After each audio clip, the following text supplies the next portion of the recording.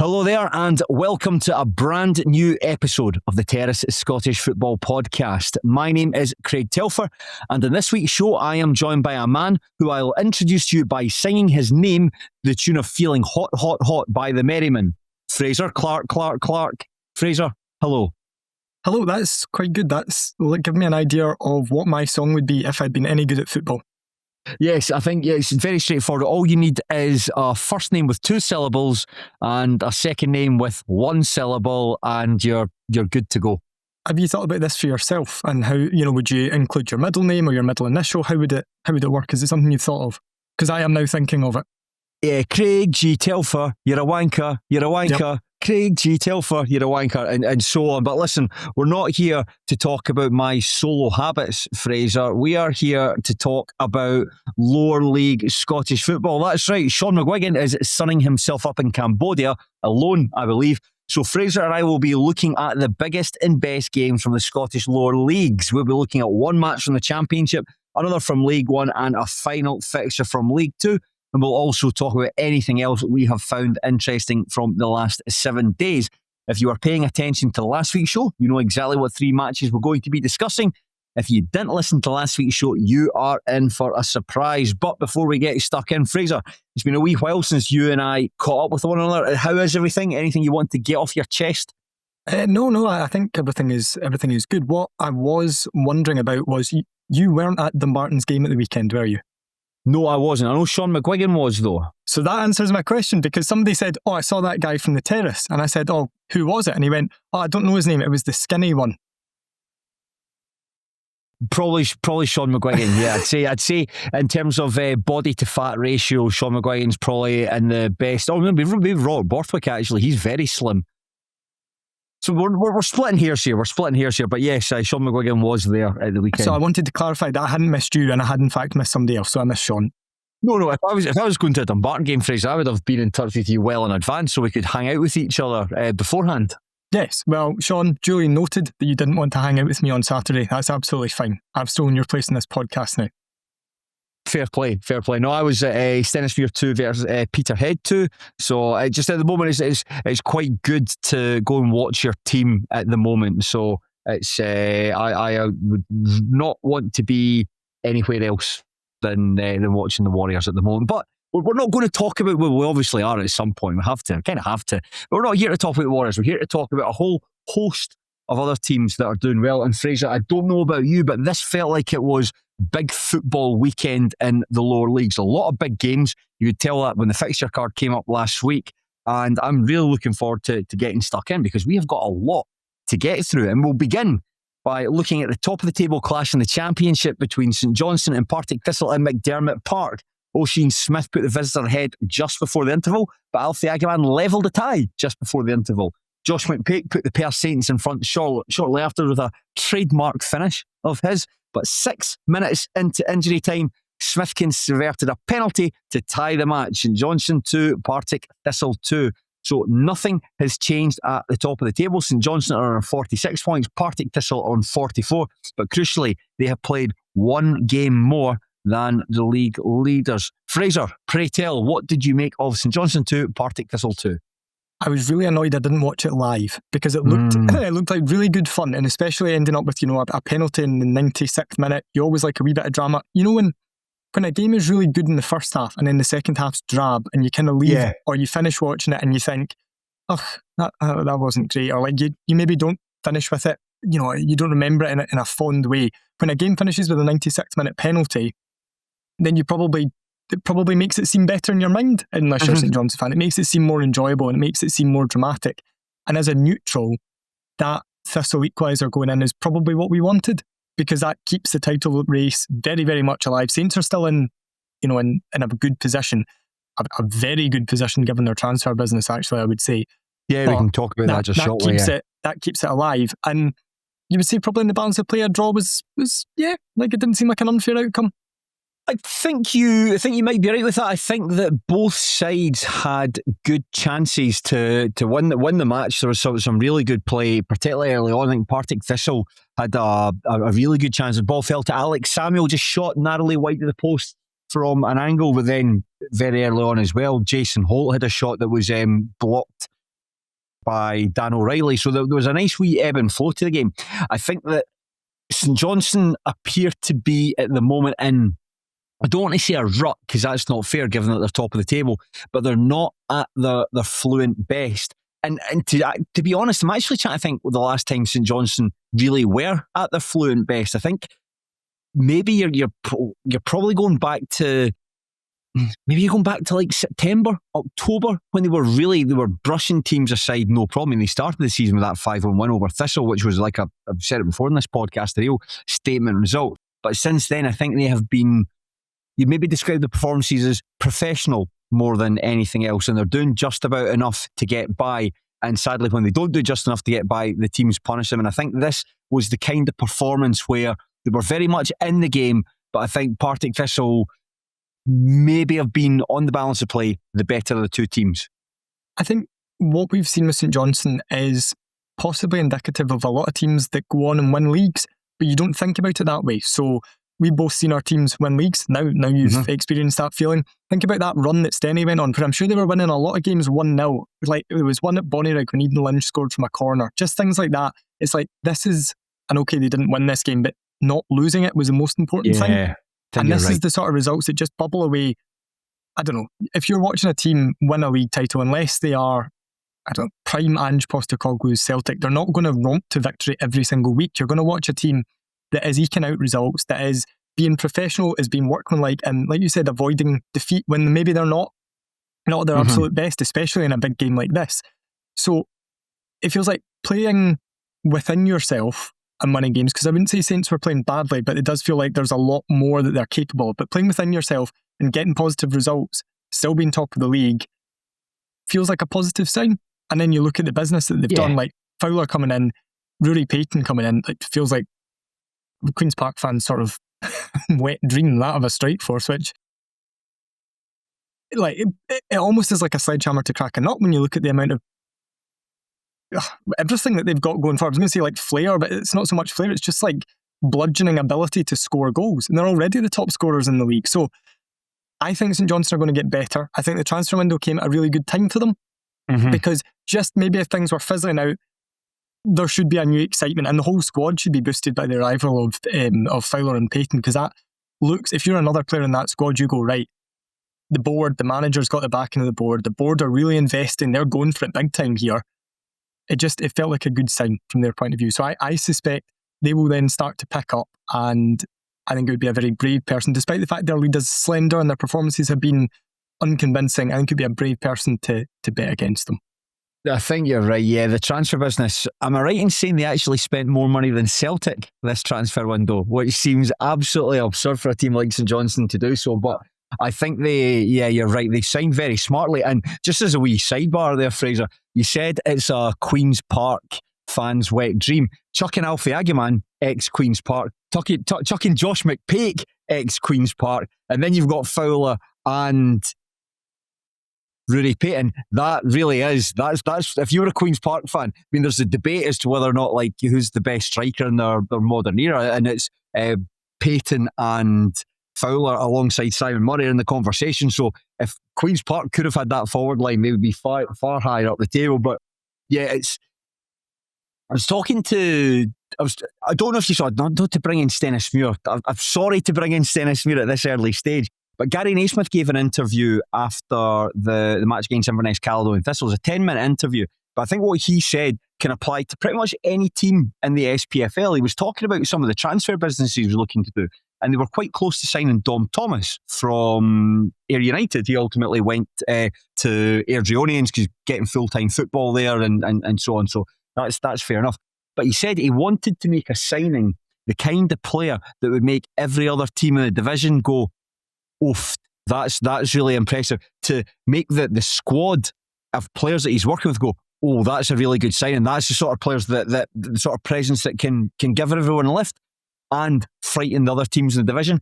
And I think St Johnstone have done that with Aguiman, with Payton and Fowler. So it looks as though St Johnstone really are big dogging their way towards a title. And as good as Thistle were in this game, and we can come on and touch upon their the various elements, particularly Tony Watt's assist for the opening goal. there's no one else in the division that's got that degree of firepower. Certainly, and then already they were a pretty hardy looking unit as well there. But it just feels like, yeah, Sidibe's gone, Uche Ikpeazu's gone.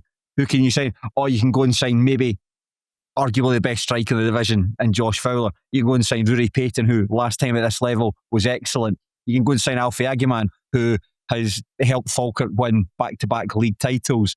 It's quite frightening, actually, and I think that in time, once those players gel and get the chemistry together and Valakari figures out a way to try and incorporate them all at once, because I think that's going to be a challenge, is how you do that, and then try and fit in the likes of Jamie Gullen in there as well, who wants to play a bit further forward.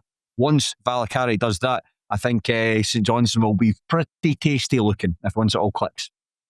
Actually, in this whole podcast, I'd forgotten about Jamie Gullen as well, who has been incredible this season, who has been, I signed him when they made it over the summer. I think we all looked at him like, all right, okay, yeah, there's something there, but it's not the sort of signing that would strike the fear into opposition teams. Actually, for the first few months of the season was absolutely sensational. There hadn't been too many players. You'd say maybe Fowler and McPake were the two others who really, really caught your eye going forward in the Championship as making a name for themselves this season, along with Jamie Gullen. So to now have all three of them in your ranks and then be like, turn to my bench, who have I got there? Rory Payton. Oh, that's not bad. If this isn't working, I'll just bring him on. It's an incredible array of firepower. And it's, like you'd said, and like I was kind of touching on as well, the impact that can have on a squad. Because assuming that Valakari can find a way to manage them, which I think he will, because he seems like a good man manager, and we've spoken about it, and I think everyone's spoken about it on this podcast. Very likeable.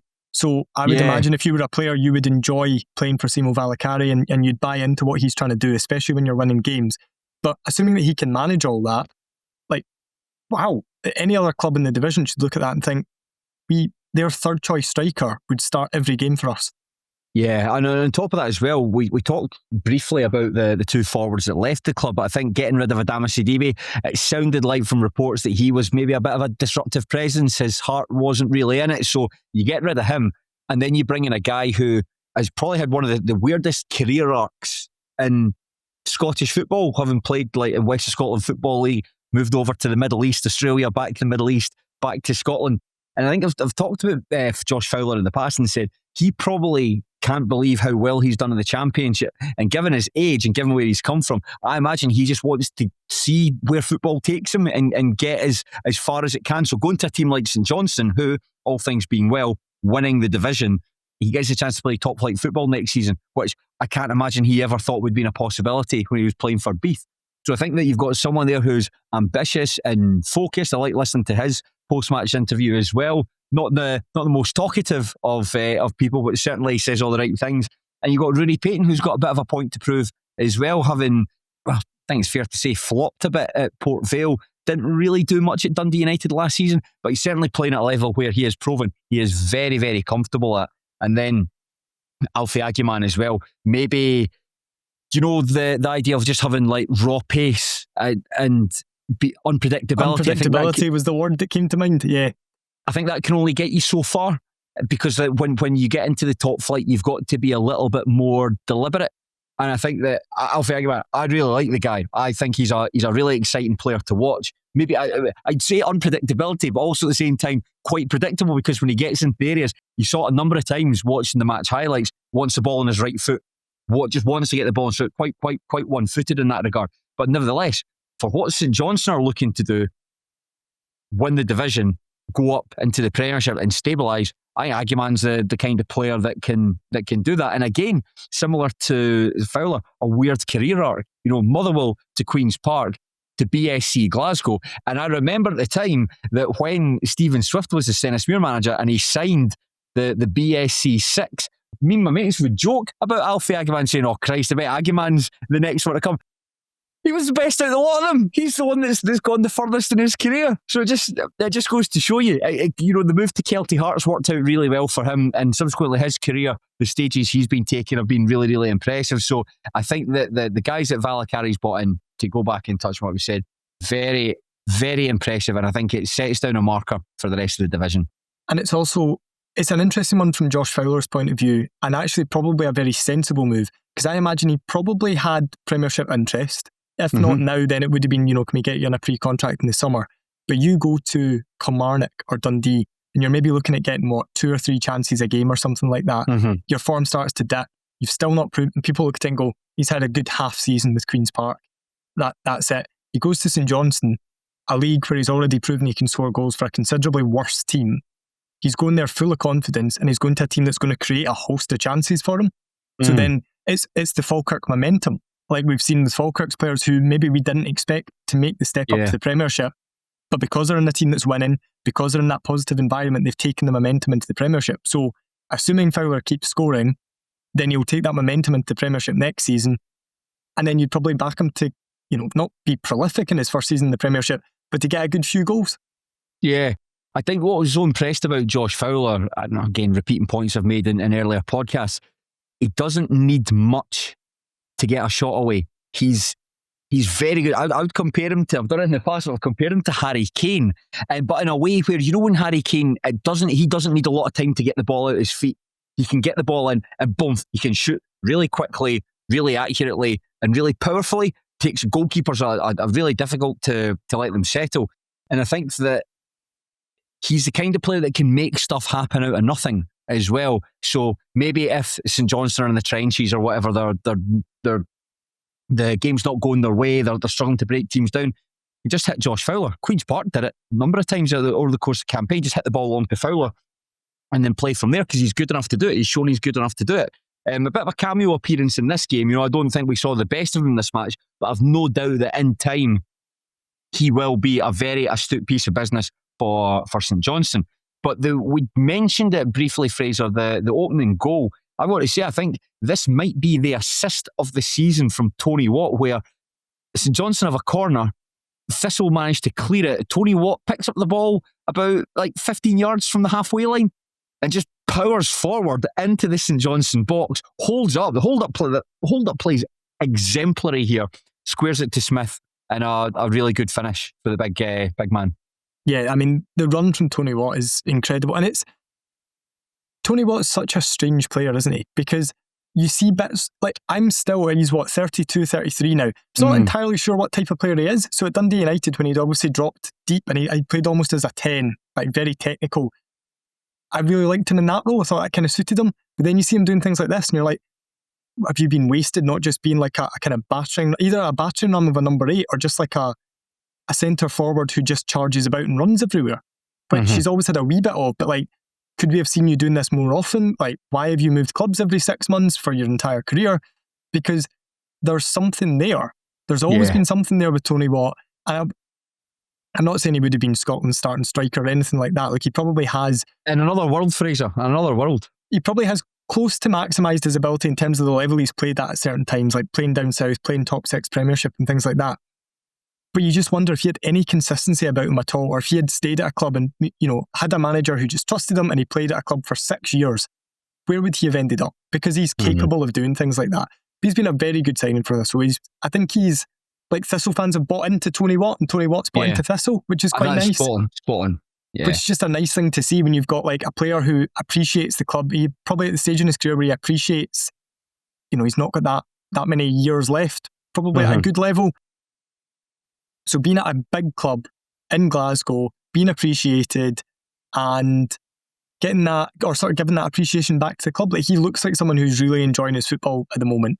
And that run has sort of typified Tony Watt as a Partick Thistle player, quite selfless, hard-working, and with that wee bit of quality that you need as well. So fair play to him. I enjoyed it. I've watched it back a few times and it's just got everything, the graft element and then the power element to I think he possibly does foul Jason Holt, but that would take away from the fun. So the power element to sort of bully Jason Holt out the way, charge in on goal, and then the composure at the end in the penalty box. It's just, because it would have been so easy and he would have been well within his rights just to shoot. It's a difficult thing to do. I'm thinking, not to compare the two, but you play 5-a-side football and there's sometimes that you can get a bit of a run on in a game, but you're just that knackered. So you can beat a couple of players, head down, and the ball sort of ricochets off your shins, and you can go all the way forward, and there's boys up running with you, but you're just so exhausted and you're just not concentrating and you're not aware of what's around you, so you try to have a shot instead. Tony Watt, you're absolutely right, could easily have done that, but he had the foresight and the intelligence to give the ball to Smith, and it's a good finish. But Agaman got his first goal for St Johnstone, the equaliser, just before just after the interval. I'm less inclined to give this goal to Alfie Agaman and say it's more of an own goal, like they used to do in the old days. You know, if the ball took a deflection, even if it was a nick, it was cast as an own goal. I think this is probably an own goal because this takes such a big deflection away from Josh Clarke. I'd say he's got a cheek to claim it. I mean, if I was in his shoes, I'd claim it as well, but it takes a wicked deflection on its way into the net. Is it Ben Stanley that it deflects off? I watched it earlier on and sort of zoomed in and I had his name in my head, so apologies to Ben Stanley if it wasn't him. Yeah. Is it going in without the deflection? Maybe. I mean, I think it is on target, which is normally what they look for, but there's obviously a huge bit of fortune about that. And I wonder if that again takes into what I was saying about Saints, the fact I think they're going to win the league, because these are the things that happen when you are a team who are ultimately going to have a successful season. It's not the most aesthetically pleasing goal. And actually, it's a goal that really suited the pitch, if that makes sense. Like the pitch was looking a bit wet and a bit sort of squelchy, and then that ball just spinning and kind of ricocheting in at a slightly funny angle just felt like a really on-brand goal for that type of pitch. So I suppose it is technically his goal. Do you want us to have a breakout podcast where we discuss what should and shouldn't count as being an own goal? Possibly, because I would agree with you on that. But it probably does go down as his goal, annoyingly. You talked about goals that are on brand. What if I told you that Josh McPake scored the goal by picking the ball up on the left wing, cutting inside a wee bit more, cutting inside a third time, and then unleashing a low shot that just nestled in the inside of the post? You would say, yes, that sounds very much like a Josh McPake branded goal. So, like I said, I didn't watch the game live, watched the highlights, and as soon as he got the ball, I was just like, this will be McPake's goal. Know exactly what's going to happen here. And it's the way that, he draws in, 3 or 4 defenders around him. There's a lot of players around him. They're obviously going, right, he wants to get this onto his right. He wants to either stick it in one of the bottom corners. He's just going to get a shot away. All we need to do is just block him, just stop it from happening. No, he's found the bottom corner again. I suppose when you're that good at something, it is difficult to defend against. Everyone would always liken it to Arjen Robben, which very, very similar. But I remember player you touched on earlier, Dom Thomas, when he was at Dumbarton, and Darren Young saying post-match, all you do to defend against Dom Thomas is show him onto his right foot. So then the next time we've played East Fife, Dom Thomas popped up on the left wing, cut inside onto his right foot and stuck it in the bottom corner from exactly the same position that he scored a hat-trick against him from at Bayview. So I suppose when you're that good at something, and Josh McPake is that good at it, and Arjen Robben made a career out of it at the highest level, maybe it is more difficult to defend against than just, for God's sake, don't let him get a shot away. I was just disappointed. I can't remember who was marking him, but not so much disappointed at the marker, but someone just want to come out and help him, because he's basically, when he's in that part of the pitch and he is dribbling along the penalty box looking for that space, somebody come out and give the marker a hand and just to try to shut him down. So that was a bit poor from Thistle's perspective.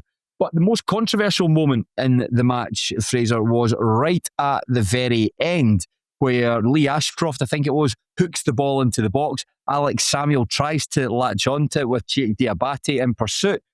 And I think Diabate's maybe got his hands on him. He seems to slip. And then Samuel seems to slip as well. Minimal contact, but certainly Samuel wanted to let everyone know that he was touched. He wins the penalty. Smith sticks it home to tie the game. What did you think about this?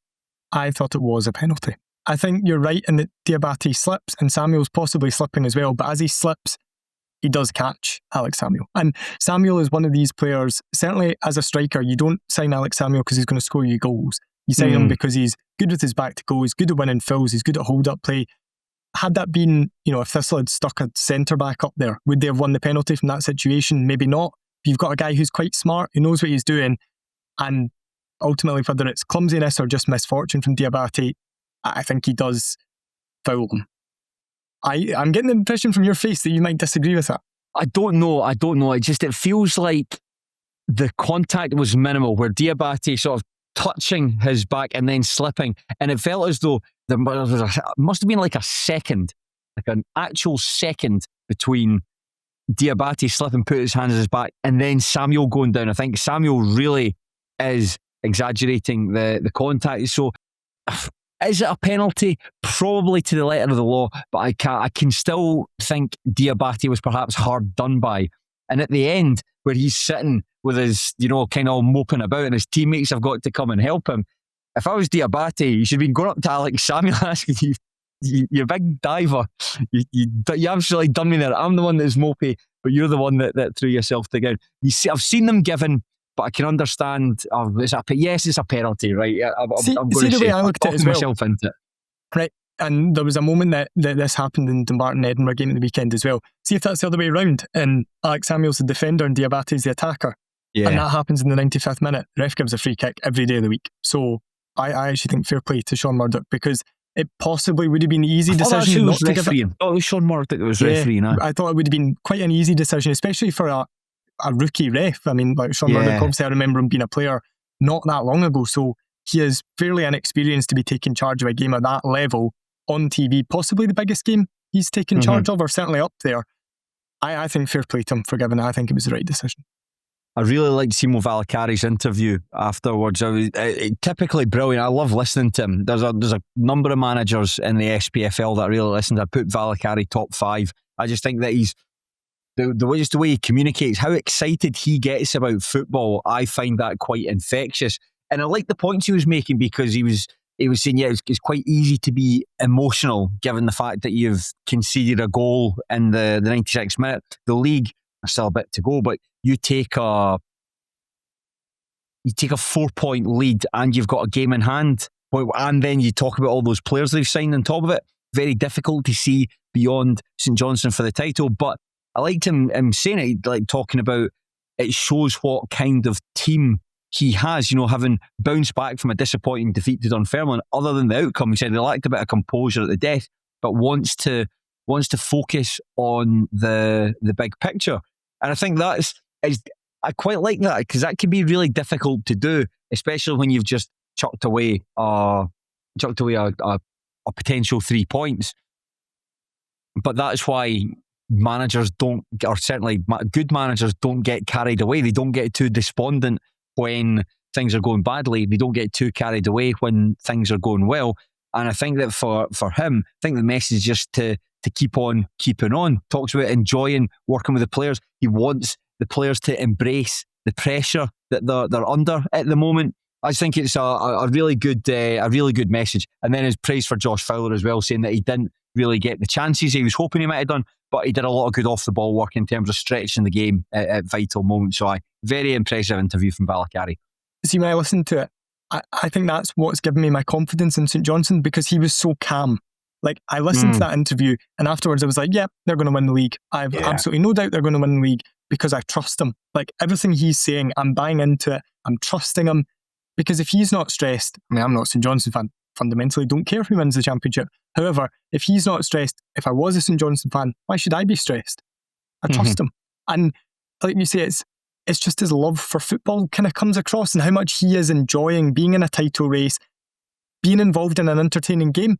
Like, he came away from that like someone who appreciated that the fans, right, Saints fans will be disappointed that they didn't win the game given they conceded in the 6th minute of stoppage time, but the fans will probably look back and be like, that was an enjoyable game. That was an enjoyable 90 minutes. And you got the feeling that he got that too, which is really nice. So, very impressed by him. I've liked him since he came in, and I know last season didn't go to plan and everything, but I'm glad they stuck by him. I think a lot of Saints fans wanted to buy what Valacari was selling, and now they've had that chance to actually enjoy it for the most part of this season. And I think everyone would just be delighted for him if they got over the line. And it's, like I'd said earlier, they're signing all these players, so there is that element of how do you keep them all happy. I don't think he'll have a problem with that. I mean, it's easy. See, if you're winning games, players won't complain. But he strikes me as sort of manager, because of the way he communicates, that if somebody goes up and goes, Gaffer, I've been an unused sub for the last 4 games, he'll sit them down, he'll take the time to explain maybe what they need to do. And actually they'll leave that office probably feeling 10 foot tall and probably feeling, right, he doesn't have it in for me. I just need to improve. Like, it's maybe back on me to just wait and take my chance when it comes along. Which I mean, how much of football management is about man management, beyond tactics, beyond signings, anything like that? I'm sure it was Dick Campbell that said it's easy to manage the 11 players that are playing. That they just you can kind of give them the instruction and go and do what they want. It's much more difficult to manage the guys that aren't playing, and how you figure that. And especially, so if the team's winning, then it's very easy to say, I can't really change a winning team. These guys are doing very well. But if it's other teams, other circumstances, that's very difficult. I'm interested in how Dick Campbell manages that at the moment, given East Fife's form. We talk, Fraser, a lot about St Johnstone transfer business. I think Partick Thistles has been quite decent as well. I think they might be disappointed not to have got the centre forward I think they were needing, but getting Oisin Smith back on loan from St Mirren, that's crucial, because I think he was one of the better midfielders in the Championship. Largely, I think his form maybe tailed off a wee bit before he returned to Paisley, but largely one of the best midfielders in the Championship. And perhaps one of the more intriguing signings, bringing Fraser Taylor in on loan from St Mirren, a player who you and I would have got a very good look at last season during a very successful loan spell at Arbroath. I thought he was absolutely wonderful at Arbroath. And I saw him this season playing for St Mirren B against us, and I was fuming on his behalf that he had to silly himself with that game, because if he's not in St Mirren's plans, which I understand, like they are a very capable Premiership team, there's not really any shame in not being in their plans. He should have been out on loan in the summer to a club like Partick Thistle. Actually, that's exactly where I would have placed him, a top half Championship club on loan, because he was magnificent for Arbroath last year. Probably one of the most naturally gifted players in League One last season, if not made the it look most. very easy. Yeah, made everything look very easy, very graceful. The thing that I really liked about Fraser Taylor was we played Arbroath in a horrible, I think was it March sort of time, on our complete bog of a pitch, a midweek game, horrible weather. Arbroath won 2-1, and I was kind of like, right, he's so small, so diminutive, and like, right, let's see what you're made of, wee man. Like, how do you like coming up against Senna and I don't know who else we have, and Mark Durnan, all these big guys on this joke of a pitch? How do you fancy dealing with that? And he just ran the show. Like, he looked like he was playing on a different pitch to everyone else. He was so sharp. He was so flowing, so graceful in his movements, and the way he knocked the ball about. You're like, how are you passing the ball like that on a pitch like this? And so dangerous all the time as well. So I'm delighted that he's going to be playing football again, because he's not as young as I always think he is. No, he's about, what, 21, 22? I think he's something like that. I keep getting surprised by his age when I see it. So I'm going to continue talking whilst I quickly Google Fraser Taylor. But I have in my head he was born... You keep talking, Fraser. I'll Google him. He is 22, aye. There you go. I had in my head he was born 2003. There you go. He was born the 20th of February 2003. So he's very nearly going to be 23. So we're not talking about somebody who is 18, 19 and looking to push into St Mirren's. You know, it's not Evan Mooney, for example, who's obviously going down to Arsenal. Yeah, that's good comparison. He is a good few years older than that. He's at the age where he needs to be playing regular football. In fact, he must be not a massively dissimilar age to Josh Fowler. I think Josh Fowler's born 2001 or thereabouts. So two, players at similar stages in their career. Taylor obviously a year or so behind, but it just seems such a waste to have him at St Mirren and sitting on the bench, playing for the B team, playing with a bunch of kids, when he showed last season at Arbroath he's far too good for League One, which says to me that he should be more than capable in the Championship. I'm glad he's at Thistle. It feels like a nice fit. It does feel like a nice fit. I think the issue that he has is that Stephen Robinson never gave the impression that he fully trusted him. I think that we all know that Stephen Robinson's got a particular profile of player. You've got to be about 6'4", and you've got to be from Ireland or have played for Motherwell at some point in your career. That's the only way you can really get into his team. And I think that this is just supposition, speculation, but I imagine that he put him into the St Mirren team against his better judgment. I think there might have been a lot of clamour for him to start for them and to get his chances, given how well he'd done for Arbroath last season. And I think that he would maybe play in games. I'm sure he actually had a really good game, albeit against Annan Athletic in the League Cup. But he would come on in games and not really do much. And I think that gave Robinson the opportunity not to play him. I don't really think he'll feature in his plans, but I think Taylor's can have a very successful career elsewhere. He could be a really, really good Championship midfielder, maybe someone who can play in the Premiership. But I think at this stage, he really needs to be playing on a regular basis, and hopefully Partick Thistle can give him that game time that he needs. And I think he'll fit in well into that midfield alongside Ben Stanway and Smith. I hope it is Smith. I was not Smythe. I hope it is Smith, because I've been calling him Smythe all through the last 35 minutes. There'll be maybe Thistle fans listening thinking, you've been calling the wrong name out the entire thing. So, aye. But Fraser will come on and look at the next fixtures. St Johnstone have a free weekend, which I think will be good for them to get their mojo back. Partick Thistle got a very presentable Scottish Cup tie away at Elgin City. You maybe have to fancy Thistle quite heavily for this one. Yeah, that has, something like 2-0 Thistle written all over it, doesn't it? Just like a professional up the road, goal in either half, or down the road, goal in either half, into next round job. St Johnstone are playing Ayr in the Challenge Cup this weekend. Oh, right, are they? I beg your pardon. I stand corrected, said the man in the orthopaedic shoe. Which I just Googled. So that shows you how much attention you have played to the Challenge Cup quarter-final at McDermott Park, 3 o'clock, Saturday, 7th of February, St Johnstone against Ayr United. Okay, well, then how do we see this one going? Don't care. St Johnstone might win, but I don't. If St Johnstone win, they'll be like, right, fine, but we've got a league to win, and if Ayr win, then their fans will probably think, Scott Brown might end up winning a trophy this season, and then we might keep him a bit longer. So we'll see. I don't know. I think when it get to this stage of the competition, I think every team should be looking to win it. I think it might have been a bit of an inconvenience at the start, but when you look at the other teams in it, St Johnstone will be the heavy favourites to win it. I think the fans have probably an expectation that they do so. So I think I think they will take this seriously, and it might give the chance for Josh Fowler to start this one as well. So it'll be interesting to see how they get on here. Now, Fraser, if that is the big battle to win the division, we should perhaps also focus on the scrap to avoid finishing bottom. On Tuesday night, Queen's Park took on Ross County at Lesser Hampden. This was the game that was supposed to have been played in November live on BBC Scotland, but it was postponed minutes before kick-off. But in this rearranged fixture, it was the Staggies who prevailed 1-0, courtesy of a late goal from Uche Ekpiezu. Ross County are now in 9th, Queen's Park are in 10th. They effectively swap positions. There's 1 point between them, with County having played 1 game more. Now, I went along to this match. I gave Queen's Park my £24. Fraser, feel free to ask me anything you want about this game.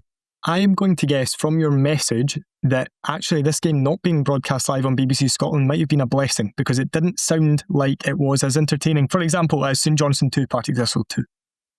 No, it wasn't. I thought the first half was quite good. I thought that Queen's Park were maybe the better of the two sides in the first half, without ever really giving Trevor Carson anything to think about.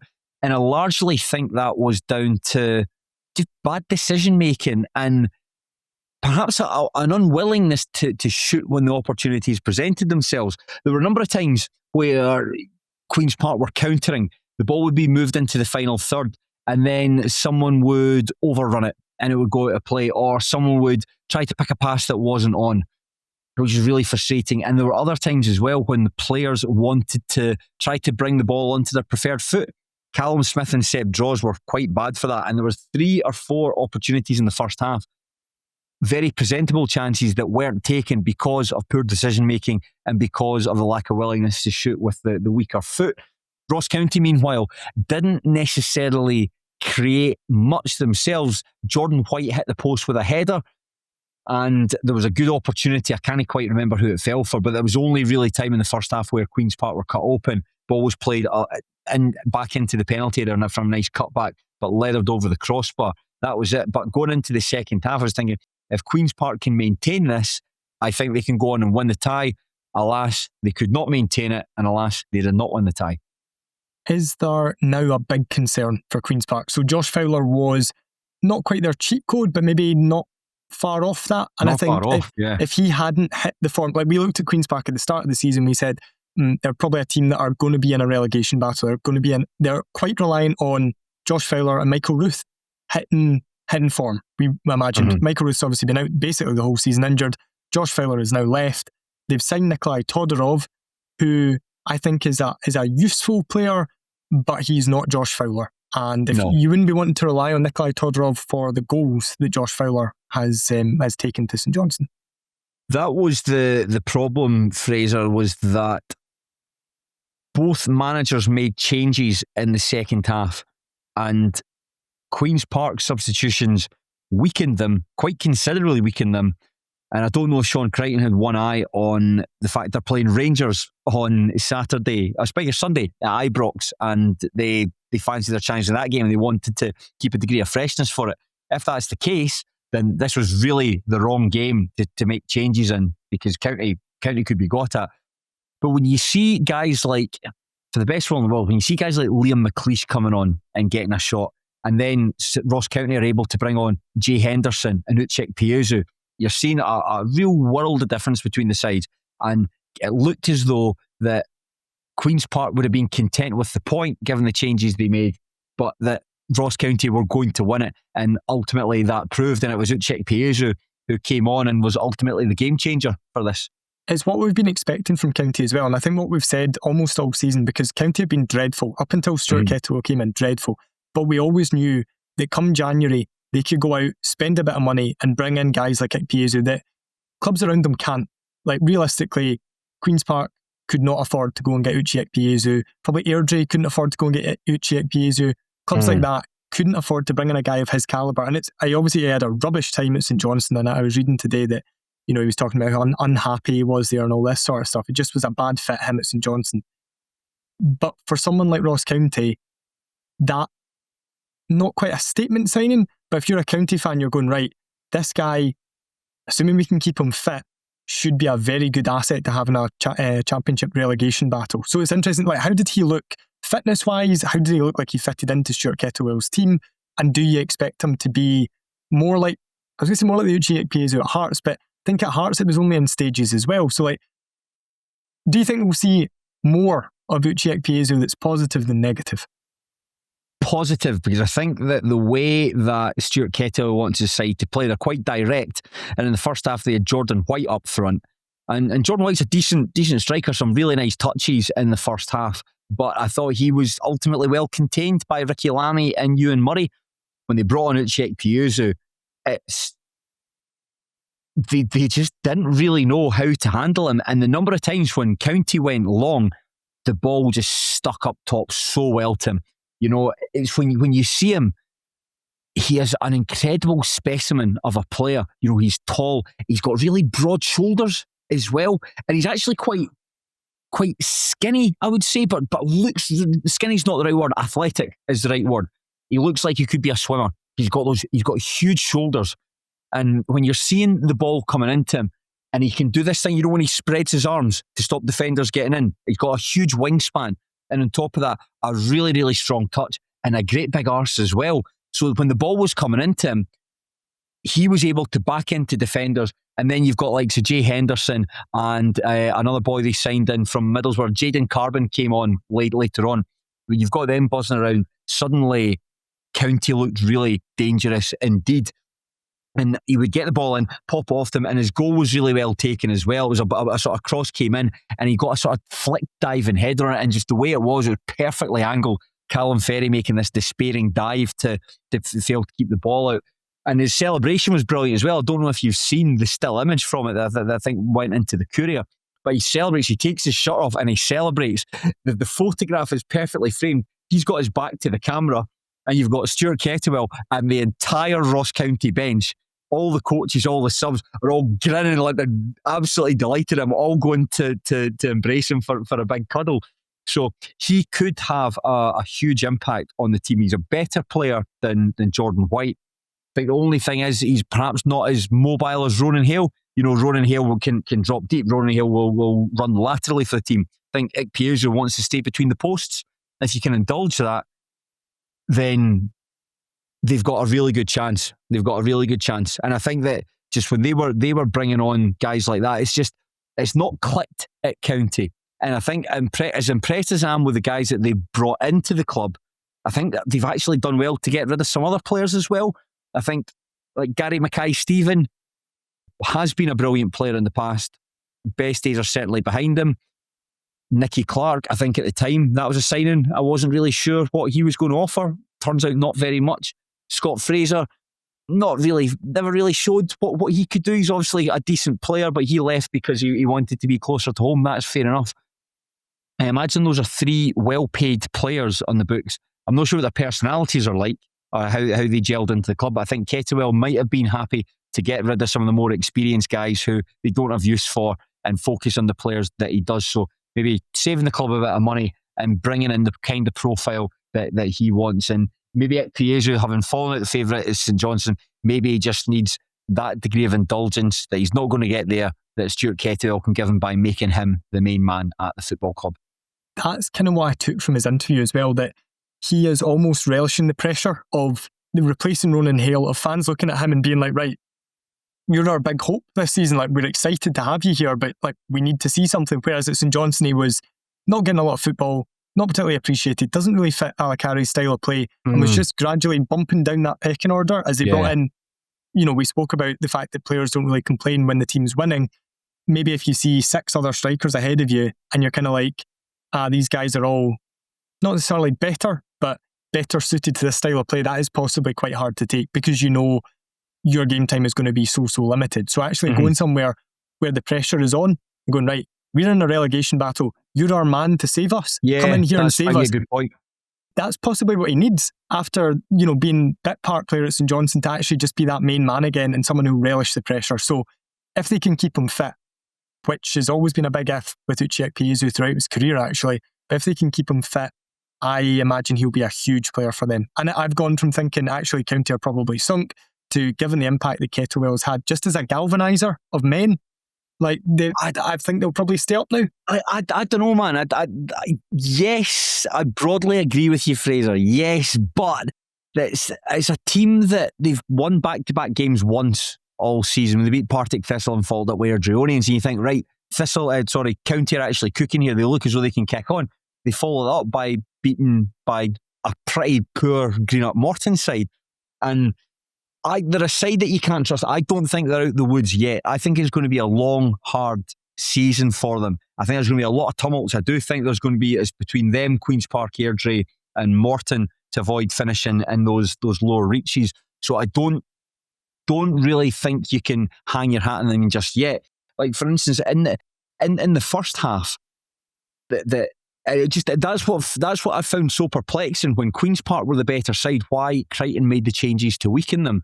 So, for instance, Henry Fieldson, who I thought had a really good game at left back for them, a lot of Queen's Park's good stuff came from him down left. They took him off, and that necessitated a wee shuffle around where Matty Shields, who was playing sort of wide left, dropped into full-back position. Now he can play that position, but it didn't make any sense. They took off Roddy McGregor, they took off Aidan Connolly, and substitution I didn't understand. That is probably, Queen's Park have got they've got a number of deficiencies that I don't know why the middle of the park wasn't strengthened, because you can the only experienced players they've got in there are Louis Longridge and Roddy McGregor. Decent players, but they're not like the midfield two. It's not like Keenan Scholes, for want of a better comparison. They just seem as though they've got too many deficiencies. Like I say to you, what's Louis Longridge best at? Yeah, he's just the kind of all-rounder type. Aye, and you look at comparative midfielders. I say to you, like Ian Wilson, what's he good at? He's got those big long legs. He's good at breaking up play. Decent pass of the ball. O'Shane Smith, wrecking ball midfielder. I think you can look at comparative midfielders across the division, and I think Longridge and McGregor, I'm not 100% sure what they've got. They brought on Ricky Waugh, came on as a substitute, and I don't like digging out young guys taking their early steps in the game, but just the game completely passed him by. The number of times he'd pick a wrong pass or balls would go straight out of play. From set pieces, they were bringing like Lammy and Murray forward, guys who you want to, powerful attackers of the ball, and just there was a corner, didn't clear the first man. About 10 minutes later, he got another corner, booted right out of play beyond everyone else. And because of him not really getting in the game, like Jamie Lindsay and Ross Docherty began to take control of the game. And then with Ekpeazu coming on, by the end of the match, Ross County really had control of the game. And Queen's Park, they were trying to get the ball long to Todorov. And Todorov's game, he can put himself about, but I think that it's going to take a wee bit of time for him to acclimatise to the rest of his teammates. He had a really nice header. He was going away, the ball was coming in, he ran into the box and sort of hit the thing with the backside of his head. I think it was for Liam McLeish to run onto, and McLeish was just the opposite direction. But that's the big issue that Queen's Park have got. I think they've got a decent starting 11, decent-ish starting 11 that can go toe-to-toe with other teams in the division. I mean, they beat Arbroath at the weekend. I know Arbroath have hit a wee bit of a slump at the moment, followed up by losing the Challenge Cup to Airdrie on Tuesday night. Decent starting 11, but I think once you go beyond that, there's not a lot there to work with. And again, not to slag the boy off, but like Liam McLeish isn't going to pull up any trees when he's coming off the bench. I think he's just going to put himself about at best. So that's the difficulties that Crichton has to work with there. But I do think he made things more difficult for himself last night. Yeah, and it would be strange if he did have half an eye on Ibrox on the basis that, okay, they proved that they could win there last year. Will lightning strike twice? Don't know, probably unlikely. However, beyond that, your bread and butter is the league, and you're playing the team that you are locked horns with in the relegation battle at home. Like, that game has to be the priority. And I suspect if you said to Queen's Park fans, would you take a 5-0 tanking at Ibrox, but you beat County midweek? Or would you go toe-to-toe with them at Ibrox, take them to extra time, but ultimately probably lose out and lose midweek? Which one are you going to take? Yeah, or you could just pick, you can beat Ross County and you can beat Rangers. Exactly. That's the one I would go for if I was a Queen's Park fan. Just how do you think they'll get on at Ibrox? Do you give them much of a chance? No, I think Rangers will beat them. I don't think they'll get a tanking. I think it'll be 3 or 4-0 and fairly routine. I don't think this Rangers team are particularly exciting or, much to fear in terms of dishing out a lot of goals, but they are professional. Yeah. They're fine. They'll get the job done. They're not in a banter era like they were this time last year. That's a shame. Just wish the banter years could never end. But sadly, as Nelly Furtado once sang, flames to dust, lovers to friends, why do all good things come to an end? And that ends our coverage of the Championship. God, these segues are I'm absolutely on fire at the moment. We will drop into League One and we will head to Dumfries to discuss the big game between promotion hopefuls Queen of the South and Inverness Caledonian Thistle. Liam Soul put the Cali ahead early doors. It was cancelled out midway through the first half by Kai Kennedy. Jordan Alonga put the visitors back not long after the restart, but Mikey Hewitt, who may or may not have committed a red card offence, got the equaliser late on. So Queen of the South 2, Inverness Caledonian Thistle 2. And with Steny also drawn 2 each home to Peterhead, no change to the top of the table. Inverness Caledonian Thistle still on top with 41 points. Queens are 3 points behind them in third place. Fraser, overall impression of this game? I've been so excited to talk about this because I take it you've watched Peter Murphy's post-match? Did I watch Peter Murphy's post-match? Of course I did. I'm a scholar of Peter Murphy's post-match interviews. Did you see the very, I'm sure, completely unintentional glitch when he's talking about the referee's performance? Go and remind me what he says. He says, see if I've got it written down there. I'm fairly sure he says refereeing incompetence. However, there's a glitch in the matrix, and at the exact point that he says what looks to be mouthing, and apologies to Peter Murphy if it's not, and I get a ban from the compliance officer. Oh, it glitches. Now, Peter Murphy's post-match I did notice this now you mention it. It was 9 minutes 48 seconds, and the highlights were 5 minutes 15. I'm like, right, I don't really have time to dedicate all of my afternoon to this. So what I'll do is I'll put Peter Murphy's post-match on at the same time as I'm watching the highlights. And it sort of glitched, and I thought, what did he say about the ref there? That must have just cut out. So I went back to the tab, rewound it, and it glitched again. I thought, that's strange. I wonder if there's something wrong with my laptop. So I refreshed it, played it again, gets that bit, and basically he says, so it's down to refereeing, and then makes another point. And I'm fairly certain, I'm no lip reader, however, I'm fairly certain he says it's down to refereeing incompetence, and somebody at Queen of the South has gone, let's just save him from a ban there. So sorry, I've undone all your good work. I noticed that as well, actually. I noticed that. My favourite thing was he says something to Sandra. Now, forgive me if you're listening to this just on the train or whatever. You're not going to get this. If you're watching it on YouTube, he makes a face like this. It's hard to explain. Like, sort of, he dips his chin into his neck and sort of looks on this sort of cheeky way. I can't remember what he was talking about. Was he talking about whether or not Mikey Hewitt should have been sent off? But then it sort of cancels itself out because he was unhappy with Cali Thistle's second goal because it looked like Zimba, Jack kind of clattered into Zimba, ultimately broke his nose, and he thinks the game should have been stopped, but it played on, and then Alonga got the goal. I felt like beg your pardon, Alonga got the goal. Yeah, I get the feeling that he sort of talked himself round and then wound himself up as he was talking. So he starts by being like, we're really angry about play should have been stopped. Now, he said it should have been stopped because it was a head injury, and then goes on to say he broke his nose. I don't know, I feel like there might be a bit of a discrepancy here between, is your nose part of your head? Would you stop it if a player had a burst lip as opposed to a fractured skull? I don't know if you would. There we go, there's another idea for a podcast then. When is a goal, and then when is a head injury, a head injury? So when I heard him saying that, and I was watching it, I'd watched it back I thought, no, I can see why the referee plays on there, because it's actually kind of self-inflicted by Jack Hanna. He isn't to know that he's broken his nose, and if he stops that counter-attack because Jack Hanna has ultimately put himself in a position of danger by running into someone, then I think Inverness have every right to feel aggrieved. But then he pulls that wee face, and that's when he's like, but they could say, along the lines of, they could say that Mikey Hewitt should have been sent off, which I think is the first thing you see in the highlights. Yeah. And when I turned the highlights on, I thought, I didn't know Queen of the South went down to 10 men so early. That's a good point for them. And then I was like, wait a minute, that's Mikey Hewitt. I'm pretty sure he scored. So I thought that was a stick-on red card.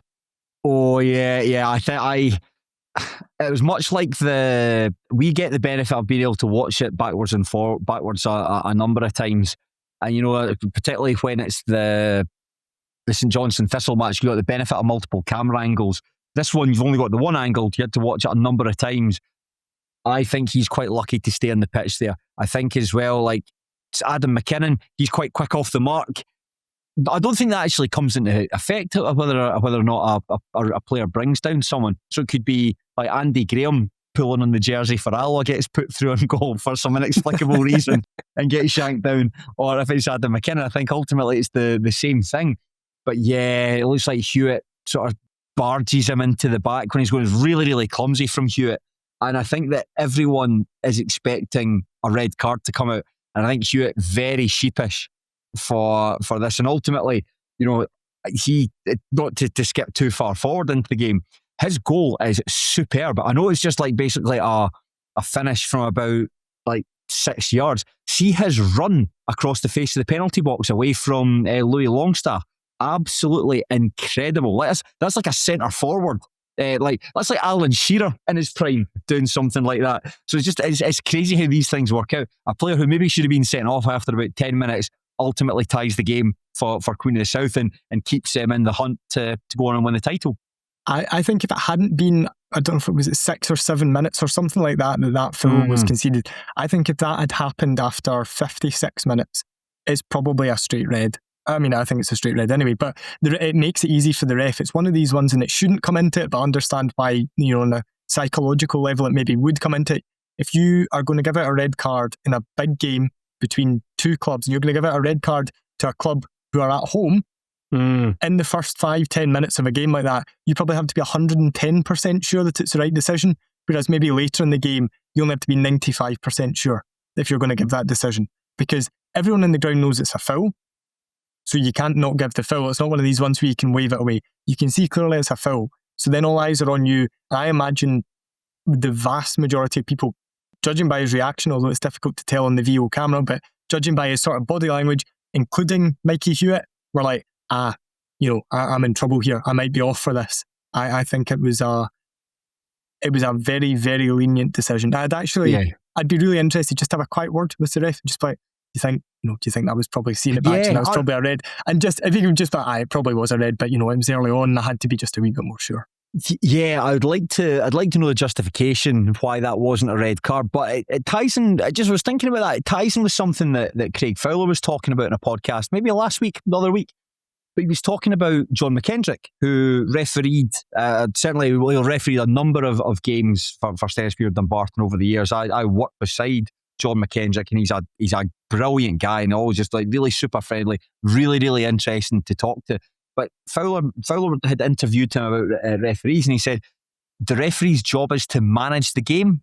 It's not to like dish out punishments. It's effectively to manage the game. And you can hear that the way if you're close enough to the action, how referees interact with the players, and just telling them like, don't do this, or encouraging them not to commit offences and all that, rather than just dishing out cards and so on.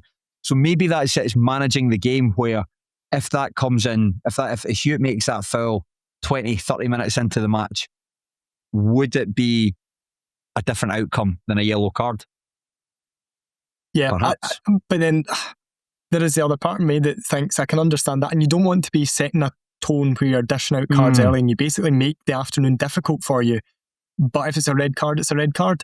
And if you are Scott Kelleher, you're an Inverness fan, probably going up the road going, right, disappointed we didn't win that game. However, it was not decided by a factor out with our control. There's nothing to say that they would have gone on to win the game. But the guy who scored the equaliser shouldn't have been on the park, and we should have spent the best part of probably 90 minutes when you include stoppage time, playing against 10 men, and then you probably have backed Inverness to get a result. So I can understand why he didn't give it.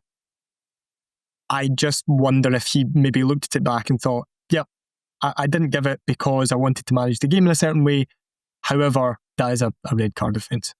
Yeah, let's move on from refereeing decisions, because they're boring. I always feel like refereeing decisions are the kind of thing that you talk about when you just haven't done your homework properly. You don't know much about the other team, so it's easier just to talk about, make fun of the referee, talk about the stuff he's done, rather than actually say this player did this and look at what he did in terms of such and such. But a player that did have a big impact in it, we talked about Jack Hanna's broken nose. Let's talk about Jack Hanna's performance for the first goal. This is desperately unfortunate, because he slips inside the box and trying to deal with the ball. It ultimately gets cleared out to I think it gets cleared and headed back out to Liam Soule. Liam Soule cuts inside and shoots, but it takes a huge deflection off Hanna on the way into the net. So that's what happens. He slips inside the box. I'm reading my notes here.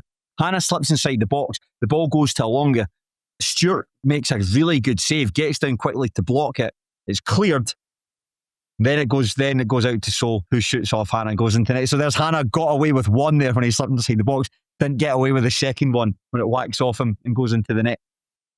I mean, if we were talking about should goals go down as an own goal, this went down as Liam Soule's goal, I think. I'm sure it did. I mean, come on. It goes in a complete opposite direction, and it's hugely fortunate. Although, what I would say, and this is something I've been saying about my own team all season, the team with the lowest number of shots in League 2, by the way, just shoot. You never know what can happen if you shoot. So, fair play, he's picked up the ball in a good position. He thought, I'll just have a crack, and it just happens to hit off a man who's had the most luckless, however many minutes, I mean, when was the second goal? 53 minutes or so. He's had the most luckless hour of his life, between slipping on his arse and almost costing him a goal, effectively scoring an own goal, and then running into someone and breaking his nose. Just a really bad day at the office all round. This might have been the worst bit. Yeah, I just like the idea, like O.J. Simpson and Naked Gun. I just imagine Jack Hanna sort of in a wheelchair with a bandage around his head, a big plaster in his nose, and somebody coming and saying to him, by the way, see that first goal? It's actually me giving us an own goal. It's yours. And then he's getting put into the ambulance. The ambulance, like in The Simpsons, picks a tree, and then he just falls out the stretcher down a canyon. Just a completely luckless day for Jack Hanna. But Queenless' luck did pick up, because I think they scored a bit of a fluky goal of their own through Kai Kennedy, basically coming in from the right flank onto his left foot, swings it's a pretty mediocre ball into the box, but somehow just one of those balls, nobody touches it, flies past everyone, Monroe sees it late, and the ball just sort of winds up into the back of the net. There were two sort of fortunate elements to this. So there was the finish, and there's also, and I liked the build-up, it was quite sharp. I liked the way they worked the ball from the left to right. But Benji Lusant, I'm pretty sure it is, takes an absolutely horrible touch and kind of, it bounces off him, but he gets away with it, and they're able to spread the ball wide, and about 10 seconds later it's in the net. I was like, that's a really nicely worked goal, apart from that horrible touch, which should have been cut out. So there's sort of two elements of fortune. So I suppose if you want to look at Inverness getting lucky for the opening goal, or Queen's getting unlucky, then that probably evened itself out, because there's two elements. Neither of them were as dramatic as the ball whacking off Jack Hanna's back and going into net, but they probably combined to have a similar effect, because I did think, as it trundled in, I'm like, could Ross Monroe have done better? Should somebody have cut that out earlier? But I think the one area, or the area that Scott Kelleher will look at and think we should have cut that out, is when Lusant takes that touch. And it's like, right, you shouldn't be allowed to take a touch that's that slack in that position and 10 seconds later turn it into a goal. Yeah, I agree with you there. Yeah, the other two goals, we've spoken about them, Alonga's goal, whether or not that should have stood, probably yes, but then does he go down? Listen, we're not here to talk about, we're talking about games. We've spoken about refereeing decisions, we'll move on from that, and we talked about Hewitt's equaliser, just the centre forward play, it's one of those ones where I think Louis Longstaff thinks he's got him. He thinks he's got him, and he just looks away for a second. He's ball watching, and that's when Hewitt's allowed to go, sort of goes one way, then comes back into the middle, and he's completely unmarked when he's got the shot. But that comes down to just superb movement. I think Mikey Hewitt's a decent player, but I didn't realise he had that degree of a fox in the boxness to him. Just a really, really nice goal. But maybe one of my favourite goals actually from the whole weekend. In fact, I just thought Dickinson did really well to hit the byline and get it back to him. Hewitt's movement was really good. So just from Queen of the South's perspective, just a very well constructed goal. Yeah, it's Brendan Dickinson, the build-up, and we've spoken about him before in terms of if he could string together, 10 consecutive starts, what a player, because he is somebody who can play at left back, can play left mid, can play up front, could probably do a job in centre mid. I think he's even, I could be wrong, but I feel like he's even played, even if it's just for periods of games, at centre half. Somebody who's just such a good football player, such a good athlete, and it's just a shame that he is totally ravaged by injury. But you see everything that's good about him in the build-up to this in terms of the power, the skill, the control, and then that bit of composure to pick out Hewitt. And what I like about Hewitt is the way that he puts it across the goalkeeper. Yeah. It is a very clinical finish, but he scored. Hewitt was one of my favourite players that played against us last season, or one of the players who really caught my eye, who maybe wasn't on my radar a great deal before last season. Like, I knew the name, probably couldn't have pointed to him or told you too much about him. But every time he played against us for Queen of the South, I liked what I saw. He scored a really good goal against us where he just came steaming in.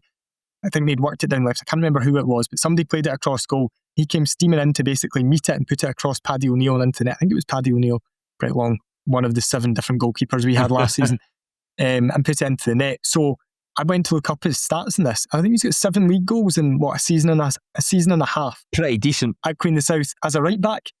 Like, you can't, that's very, it's not James Tavernier levels of scoring goals from right back, but he doesn't take penalties. So if he did, maybe he might be able to boost those stats further. But just a player that I've always quite liked. So I wasn't surprised at, I wasn't surprised at how clinical he looked. I don't know if that takes away from the finish, but I do think he is a player who's got that wee bit about him in the box for a right back.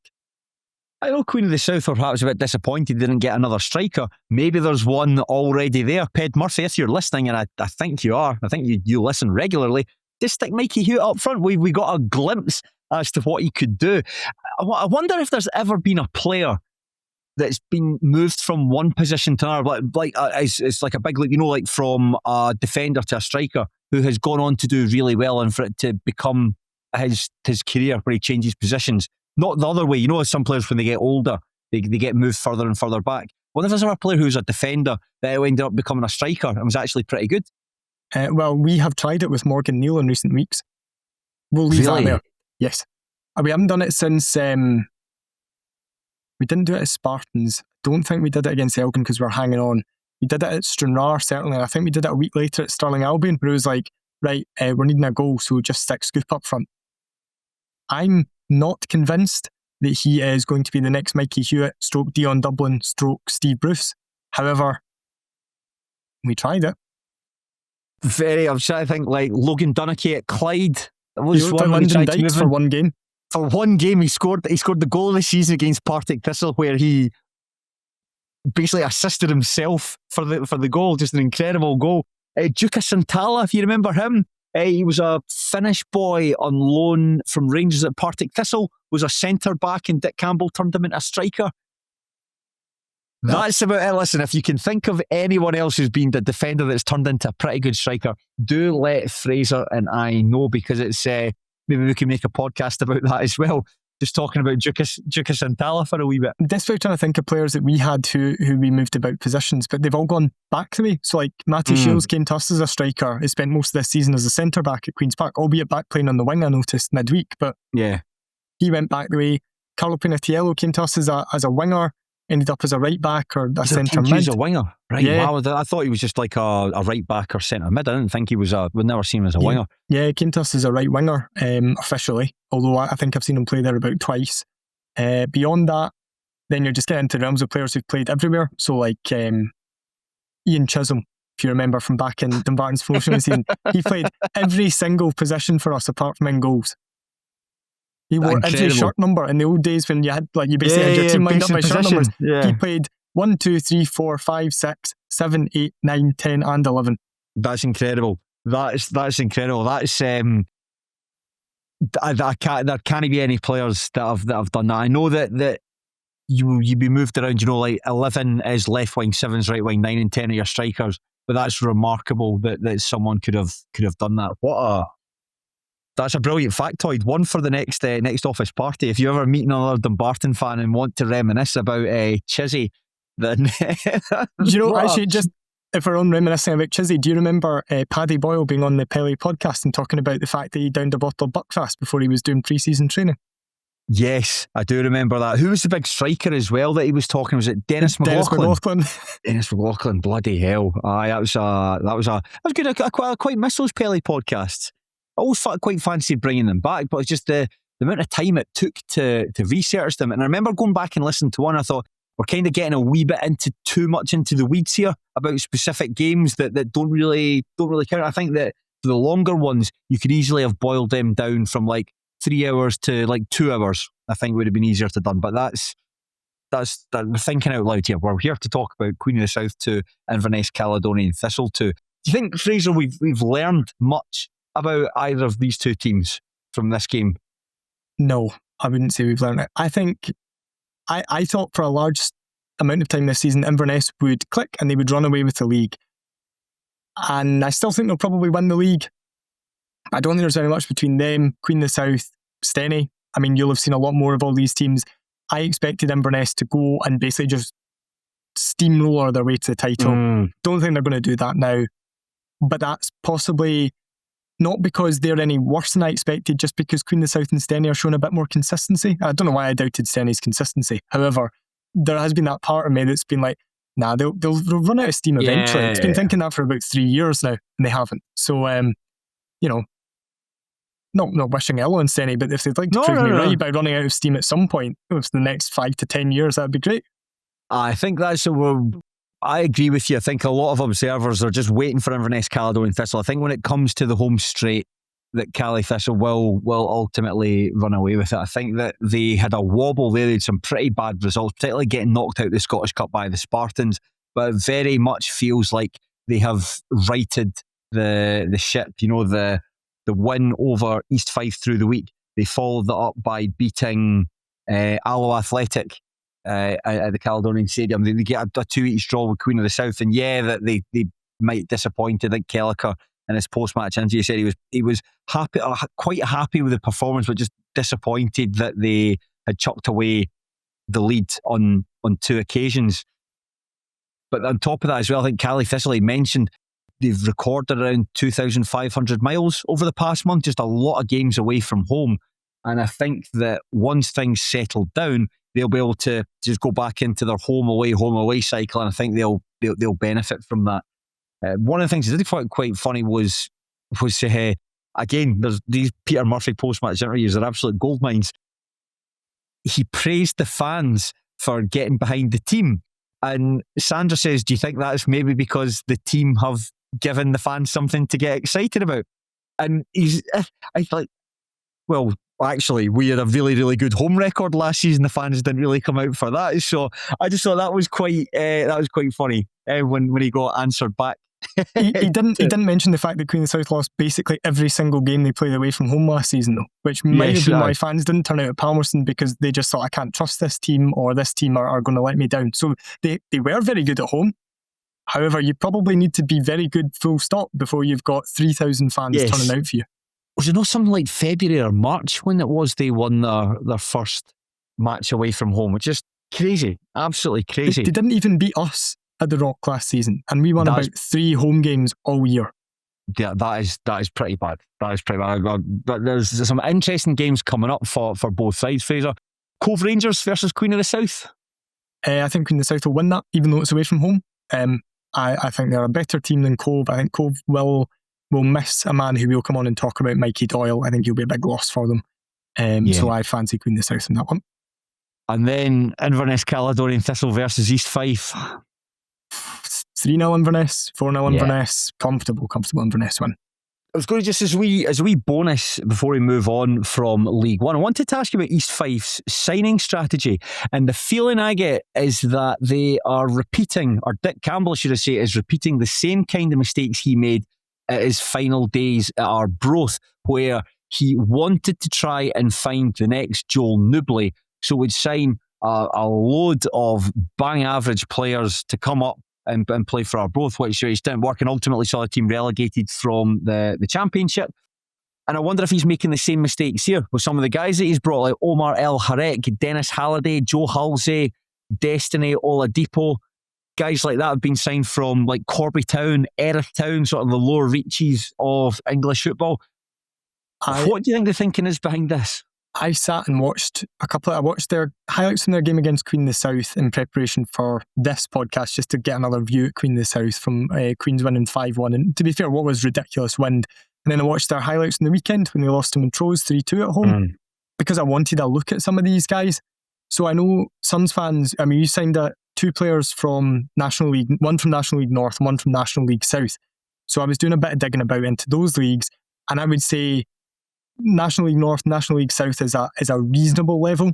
You know, it's a fairly respectable level. There was players in squads there that I recognised either from League 2 or League 1 in England, or from 2 seasons at Ross County, a season at Dundee United, something like that.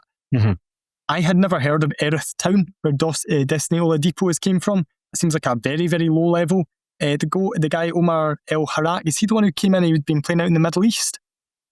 Before, I saw they signed somebody who'd been playing out in the Middle East. I mean, so had Josh Fowler. So maybe they've unearthed a gem there. But I would be concerned if I was an East Fife fan at the fact that very few of these players come up from the Isthmian League or the Evil Stick or whatever it's called, come up and actually make an impact. In fact, off the top of my head, and I know that Dick Campbell will always think about Joel Newbley, who he didn't sign, who Livingston signed. He brings up Adam Lareth as well. Adam Lareth as well. Adam Lareth I know he's not played much this season because of injury. He did turn out to be really good for them last season, so he's got that one. I'll give him that one. He can have that one. But how many guys actually come up from that level and go on and make a success of themselves at a higher level? And I think, to be fair, Newbley came from National League South, so he wasn't playing at the same level as Erith Town, who I'm just about to Google to remind myself of what league it is that they play at. So it looked like desperation, or that they're shopping. So Erith Town, by the way, are in the Isthmian League South East Division, finished 14th last season. Right. I don't know what that means. However, I'm going to imagine that that's not a particularly high level. So if I'm an East Fife fan, I'm going, right, we've lost Tommy Goss, who didn't really work as an East Fife player, that's fine, but we're going to need another centre forward in. Who am I looking for? Robert Jones is gone as well. Don't think they're going to be too fussed about that, but we're going to need bodies going forward. This guy Destiny Oladipo is probably going to play a fair amount, and then you think, right, he is coming from a league that maybe looks comparable to the West of Scotland League. So if you're signing somebody from a regional league down south, does that make them any better than somebody if you went out and signed Pollock striker or St Caddock striker? Would you be feeling any more optimistic, or is it just the fact that you don't know the guy, he's coming from a different league? It's not exotic, but it's like, oh, maybe we'll have unearthed a gem here.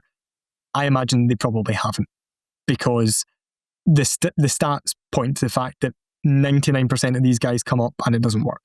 I'm trying to think as well. Peterhead under Jim McInally and David Robertson, the doomed season from, I think that was 22-23. A lot of the players there were signed from similar backgrounds as well, like just taking punts from, well, I think it was across the planet, let alone the lower leagues of lower reaches of English football, and it didn't work. And it's just that East Fife at the moment, they just have a real stink about them. I got a good look at them a couple of weeks ago when Stennismuir beat them 5-0, and that was probably the poorest opposition team I've seen Stennismuir take on this season. The previous matches they had actually drawn and won, so they were half decent in those games, but they just like naive. I just perhaps lacked a bit of the stomach for the fight, and lacked a bit of stomach for the fight. And their record since the middle of December, that's like 7 consecutive defeats in all competitions. And I know that they showed a little bit of spirit with against Montrose at the weekend.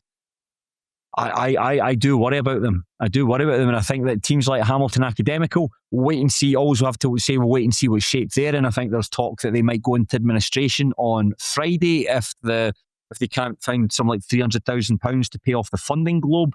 That's a podcast in itself as well. What else going on at Hamilton? I think Cove Rangers, not fantastic, but I think they're capable of being able to chip away that deficit. There's just something not quite right about East Fife at the moment. I could actually see them finishing in 9th. Yeah, I would agree with that. Like Rory Adams in goals, big loss, because Robbie Hemfrey I haven't been particularly convinced by since he came in. And you look through their squad and you think there's a kind of weird mix of guys who have been very good players, or are still capable of being very good players, but who are maybe past past their prime, or certainly quite a bit past their prime actually in some cases. I mean, it didn't affect Alan Troughton last season when he scored 30 odd goals, but you've got, a 40-year-old Alan Troughton, Brian Easton will be coming up for that sort of age now. You've then got some really, really young guys, so like the guys they've got on loan, someone like Lewis Latona, it looks like he's not a bad player, but he's still young, he's still learning, he's going to have on days and off days. You've got these kind of players coming and taking their first steps in Scottish football, and it's like, where is the established, how many could East Fife put a team where they have 8 players who are between the ages of 25 and 28, and they're all basically in the best form of their career. This is their prime. And I'm not sure that they do have that, because it feels like guys like Mikey McKenna, phenomenal player on his day, probably his best years are behind him now. Alan Troughton, the same, will continue scoring goals forever, but he is not going to be able to do it at League One level. He might have to start dropping down the divisions. Brian Easton, when he's fit, has been a phenomenal player for them. His body is maybe starting to struggle a wee bit. Nathan Austin, again, like this squad 10 years ago, phenomenal. This squad now, supplemented by guys who we don't really know an awful lot about, but who haven't played at a great level, concerning. Yeah, and I think that it's the worst possible team to be coming up against, a sort of rejuvenated ICT. Yeah, I think it's going to be 7 consecutive defeats. Hope not, though. I really hope that... go on, Dick, do us a favour, please. That'd be fantastic. Please. Now, Fraser, we'll finish this week's lower league roundup by paying close attention to the enormous game at the fag end of the SPFL. At the bottom of League 2, Dumbarton welcomed Edinburgh City to the Rock for a real relegation 6-pointer. And it was the Citizens who prevailed by 2-1. Despite going behind to Leighton McIntosh's close-range finish after half an hour, Innes lost and equalised shortly afterwards before scoring the decisive goal 2 minutes into the second half. This is a match that has had huge ramifications at the foot of League 2. City are still in 10th place, but they have closed the gap on the Suns to just 2 points, albeit having played 1 game more. Fraser, you were at this match. I would like your thoughts on Dumbarton 1, Edinburgh City 2. It was horrible. It was funny actually, because I spoke to Aaron Fraser there, Edinburgh's media guy, who's a really good guy, I get on very well with, after the game, and he was like, I was an absolute bag of nerves for that second half. And that's when it hit me that I wasn't. When we went 2-1 down, I felt resigned. We're going to lose this. And I feel like that maybe how I felt when we went 2-1 down was also kind of reflected by the players. It's like, here we go again, another defeat. We did hit the bar twice after that. We did have the best, or probably the better of the play. Certainly in the first half, like that is the poorest I've ever seen Edinburgh City. That's the first time I've actually seen Edinburgh City this season and gone, I can see why you haven't overtaken us yet. Because they were obviously so stuck to their principles of wanting to play out from the back. So Suns just pushed high. We're really, really aggressive. So Kai Kirkpatrick, Josh Todd, Scott Tomlinson, Leighton McIntosh were all just kind of getting in their faces, picking the ball off them in good areas, pushing them about a wee bit. I thought, right, because they are such a small team, they're technically miles ahead of Dumbarton, but physically probably miles behind them, you would say. It's like, right, maybe we can just bully them a wee bit. It's not going to be pretty, but just shove them about like, you're the older kids in the playground pushing about all these Edinburgh children. And then in the second half, as soon as we went a goal behind, they just kind of dictated it and we fell into the traps that we've fallen into them against them so often, where concede free kicks, or they know how to win free kicks because they're a foot smaller and they can make it look like there's a bit more contact. And then when the chances came, obviously Suns didn't take them. So it was concerning, very concerning. And I think beyond that, probably frustrating, because it was such a missed opportunity. Like every Edinburgh fan in Pine Bovril, and I think they've got some of the best fans in Pine Bovril just for sheer honesty and entertainment value as well. But they were all posting at halftime, like, how on earth have we gone in level here? And I was stood there at halftime going, they are not going to come out and be as bad in the second half. But if we had gone in 2-0 up at halftime, I would have been relatively confident. No. We go out in 90 seconds into the second half, and it is a brilliant finish from Innes Austin. Yeah, really good finish. 90 seconds into the second half, we were behind, and it's like, this Dumbarton team isn't very good at chasing games. Under Stevie Farrell, when we took the leading games, didn't often lose them. Now we've started taking leading games. We saw that with Elgin, 2-0 up with 15 minutes to play last week, drew 2-2. Ultimately could have lost the game. And then with this one, 1-0 up, playing well, they score with their first shot on target, and then score again with their second shot on target, and we just, okay, granted we hit the bar twice, but it was a lot of huffing and puffing and not a lot of clear-cut opportunities. Like Mark Weir, probably beyond it, a very good save early on from Mark Durnan and the two that hit the bar. I don't think Mark Weir really had a save of note to make, so that's a concern. What I suppose gives me a little bit of hope, aside from, and we'll come on and talk about Sun's business in the window overall, but is the fact that Edinburgh City have made up 8 points on us and they've beaten us 3 times. Right, okay, that's... So there's effectively, because they took the 15 points, we got our 5 points, so there's 2 points between us. They've made up 8 points up until this point in the season. So they are a bogey side for us. For whatever reason, Michael McIndoe just has Dumbarton's number, but that obviously hasn't been the case with other clubs that they played, or else they would have overhauled us a long, long time ago. Because I think if you speak to any Suns fan, they would have said, if you spoke to them, to be honest, back in September, October, Edinburgh will finish above us. Edinburgh will finish above us. And going into this game, we actually knew if we won, we would be strong favourites to finish quite comfortably ahead of them. So they do just have our number at the moment, and it's just really unfortunate. My only hope is that their poor form against almost everyone else continues. I suppose we'll talk about Edinburgh since we've teed it up there. What I've found really interesting is that it is virtually a brand new squad. That's that McIndoe had threatened to get rid of his defenders. He had a real problem with defenders. I can't remember, it might have been a game against, I think it was against Stranraer or Elgin. They took a bit of a doing at Meadowbank. They take a doing at Meadowbank all the time. Every time we talk about Edinburgh City, I find it inexplicable that this team are as bad as they are at home. Because why? Meadowbank is really, as a ground, they're really different to likes of K Park, for instance, or New Douglas Park, just in terms of just quite far from there. Just a big astro with not a lot of atmosphere. Exactly. So I can't understand why that would be the case. But I've turned over the team, brought in guys like Eric Sula's coming, who's got a decent bit of pedigree. Uzi C's come back to the club, bringing in the Williams brothers on a cooperation agreement from Air Jordan's, signing the guy with the best name in Scottish football, Divine Izzar Heinrich. What a fantastic name. McIndoe very, very impressed with the impact that he's made. But I suppose that for him, I said it last week's show, when he's confident and when he believes in what his players can do, I also believe in what his players can do. And listening to him talking about the match there, about sticking to their principles and reading the stuff in Pine Ball from the Edinburgh City fans, I think there was a lot of nervous people, particularly at points in that first half when the ball was getting played across the 6-yard box with big Tony Wallace coming steaming down on top of people. But sticking to their principles ultimately paid dividends. Thought both goals were really well worked.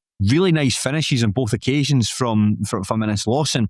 And I think that what he will be not only impressed with the result, but the fact that his young team can go away from home to a really high pressure match and come away with it with the win. A lot of guys who haven't played a lot of football, a lot of small boys who, as you mentioned, could have been pushed around, but they ultimately go away against, albeit a very fragile Dumbarton side. That something Frank McEwen said was that it's just the same old story. But the fact that they were able to do that, I think that augurs well going forward. It feels like, for me as a neutral, I say a neutral, not really, because I do quite like Edinburgh City, but guys like Eden Lynch moving on, I find them less, it must be the folk that are going to watch them must find them less identifiable to effectively turn the entire team over mid-season. I think the guys that are likely to start, like Zaid and Weir, I can say might have been the only 2 players from earlier from the start of the season that were in that team. Probably. And it's Lawson. Yeah. Of course, the guy that scored 2 goals, how could I forget him? But just it feels they're in a strange place. But if McIndoe's positive, if he's confident, then that makes me confident as well for their chances for the season ahead. You know who really impressed me? Chris McQueen. Yeah, that's a good bit of business as well, bringing him in. Really good signing, because he's not an Edinburgh player, if that makes sense. So I think of Edinburgh, small, inexperienced, technically good, maybe just a bit naive. And Chris McQueen is not technically that great, is huge, and is definitely not naive, knows how to put himself about, knows how to, deal with big physical players. So I thought he was when I was actually kicking myself a wee bit, we didn't go for him, because I know we were in the market for a centre half. And when I saw Chris McQueen sign for Edinburgh, I'm like, oh, that's a really good bit of business. And he impressed me a lot. Undoubtedly a wee bit shaky with the ball at his feet and what they're trying to do playing out from the back.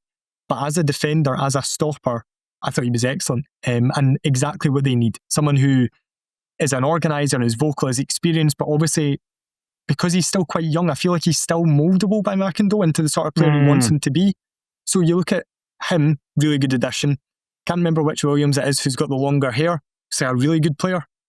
I want to say Dylan. I would just because Dylan's a more of a rock star name, so go for Dylan. The Williams with the longer hair, really liked him. He plays a really nice ball out for Greg Allen in the build-up to their equalising goal. It's like he looks a good player as well, Greg Allen. He looks a bit of a player. Good footballer. He's technically another really good player. Then Zaid obviously sets off to do what Zaid does, and Malik Zaid is probably my favourite player to watch in the league. He's class. But by the same sort of token, the guy I hate us playing against the most, because he's everything that Dumbarton aren't. Like, he's tiny, but he's such a good dribbler, and you see that he gets the ball, faces up Josh Todd, and then like runs round him. Yeah. Because he's just more mobile. And Josh Todd he was man of the match again at the weekend. He probably came in and straight away been our best player or one of our best players. But Zaid just does things that a lot of players in that league cannot deal with. And it's just because of his close control, because of his little legs and the way that he's got that balance. Like, he genuinely looks like Lionel Messi when he's running with the ball. He's by some distance the best dribbler in the division in terms of his close control. The guy, I think that you've described him absolutely perfectly. When I've been to see Edinburgh City, it's go and give the ball to Malik and go and let him take it run. Who did he? It was against the game last week. We spoke about it. Was it? Pardon, say again? Annan, they played last week, wasn't it? Yeah, that's right. He done two boys on the byline and set up a shot for James Stokes. Just that's what he's best at, and the fact that he can still do that on a pretty ropey pitch at the moment at the Rock, it says how good he is. What I can't understand though is why you want to have the ball with the guys who are probably the worst with it. I just don't understand why managers do that. I said on the Patreon show last weekend with Sean, I had been to see East Kilbride 0, the Spartans 6. And what I'm really impressed by about the Spartans is who are the Spartans' two worst pure football players? Ayrton Sonker and Jordan Tapping. Who saw the ball the least? Ayrton Sonker and Jordan Tapping, because Paddy Martin just bypassed it all the time and just wanted the ball up as quickly as possible. And then you've got James Cragen and Sean Welsh in there, and the three like Dishington White and forgot the other guy's name. The guy who plays off the street. Mark Stowe, sorry, it was Mark Stowe. Cammy Russell came off the bench, but you got those guys that can scrap for the ball with them. So it's like, why have the players that are the worst footballers? Why do you want them to see the ball as often as well? It just invites trouble. Like, East Kilbride will know better than anyone else what happens when you do that. So I don't understand why you'd want to do that. But then I don't understand why Edinburgh City kick the ball straight out of play from kick-off every time. But here we are. And you look at the guys Edinburgh City were missing at the weekend as well, who are going to come in and improve them. So I thought their weak point in the team, and it's not his position to be fair, but their weak point in the team was James Lyon at left back. So Scott Tomlinson, because Quinn Mitchell's obviously carrying a rock at the moment. Scott Tomlinson really pushed him about, and actually if we'd got Tomlinson involved in the game a bit more and got the ball out to him, just 1v1 isolated, especially when Lyon was on a booking, we could add a lot of joy out of that, but we didn't get the ball to him enough. But you'll have Quinn Mitchell come in. Jason Jarvis has been out for a while. Really influential player. Really good player. He's going to come in. He instantly improves that team further. Or even if he's on the bench and he comes in for one of the brothers in the middle of the park, again, he's somebody who improves it. And then James Stokes wasn't playing at the weekend. And he's probably more of a grafter than somebody who'll deliver you numbers. But in terms of his pressing, in terms of his off-the-ball work, in terms of just being a bit of a nuisance, like, very important to what Edinburgh City want to do. So that was them without three big players, one up front or one on the wing, one in central midfield and one at fullback, and they still went away from home and got that result. So fair play to them. Like, they rode their luck at times, but to do that in a game that ultimately they had to win. Yeah. And I saw Frank McEwen took a bit of stick in because he did his meet the manager and he said, like, now he was asked, is it a must-win game? And he said no. And you're like, well, and fans were like, why did he say no? Like, because if we got beaten, then comes out that he said it was a must-win game, then what are we doing for the next 5 months, 4 months, 3 months, however long's left? So I understand why he didn't. However, for Edinburgh, you could not really go and lose that game. No. Mm-hmm. And the two finishes as well, I thought that we mentioned praised Dennis Lawson before we want to talk about Dumbarton. I just really like the first one, how like just basically takes off Zaid's foot. I think Zaid, I had to watch it back a couple of times. I don't think it's a particularly heavy touch from Zaid when he makes his way into the Dumbarton box. I think Lawson, it's just opportunism. I'd describe it as that, just very, very clever, because no one's expecting that. You just see Brett Long just stare as the ball just sort of curls away from him and into the side of the net. And I think he gets a bit of luck for the second goal in terms of Zaid's ball. It seems to, quite weird to explain, it seems to deflect off Tony Wallace, but at the same time, off his boot. Aye, but at the same time, just really neatly into the path for Lawson, and just a really good like a FIFA L2 and square finish, just like open up his body and curls it into the top of the net, and Long's got no chance with it. So good to see him back in the goal trail, and liked his celebration when he just runs up and does the sort of Edinburgh Johnson, like, there you go, what do you think of that? So it's good to see him back in the goal trail. But enough about Edinburgh. Let's talk a bit about Dumbarton, Fraser, because I always, when you're here, you talk about Dumbarton better than anyone else. How you were nervous about this game, and your sense of equanimity when City took the lead. What's the feeling like at the club at the moment? Just about like saying McEwen's appointment, how results have been since he's come in. It felt as though it peaked with beating East Kilbride in the second game. It hasn't really improved since. The team's form hasn't improved. Whether he's the right man to lead the team forward, we're still not 100% sure. What is the mood at the moment at the Rock? It's quite low. I mean, I suppose if you want to look in the positives, I think people have been reassured in terms of what Frank McEwen's done business-wise, because he's identified our key areas, and our key areas were left centre half, brought in Ali Omar there, central midfield, added Josh Todd there, and Toby Joseph, and left midfield, where we brought in Aaron Brown. So it feels like, right, he understands where we're weak. But I suppose to understand Frank McEwen at Dumbarton, you have to obviously know the background of Stevie Farrell and how unpopular he was, and therefore appointing his assistant was always going to be unpopular. I think straight away fans were like, right, Farrell's gone, don't appoint McEwen, let's see who we can get in. Franco gets appointed, and he's already, you've got a manager who's already got fans baying for his blood straight away. So he needed to start quickly, and he's not. I mean, that's, I think, 1 win from 7 games. He seems quite calm about it. So obviously I talked to Frank a lot, talked to him for the post-match and then off air after that and things like that. He seems pretty relaxed. Now, I don't know if he is, or he's just got a really good poker face and things like that. He was just like, look, I know when I came in, I knew what I needed to do. It's going to take a bit of time. We've had to completely rebuild the squad, but come March, I think he'd said in his Meet the Manager as well, come March, April sort of time, like, we're very confident about where we'll be. So he believes in what he's doing. I don't think the fans are seeing any great change on the park. Off the park, I don't think they can have too many complaints. So you look at the sort of changes that we've made. Cammy Clarke going out and Ali Omar coming in. That looks like an upgrade. Carrick McAvoy going out. Josh Todd coming in. That looks like an upgrade. Tam Faulkner going out. Aaron Brown coming in. Looks like an upgrade. Aaron Linus going out. Mikey Doyle coming in. That looks like an upgrade. Chris Johnson leaving the club, and then Toby Joseph coming in, and not comparable players by position just because he's taken his shirt number.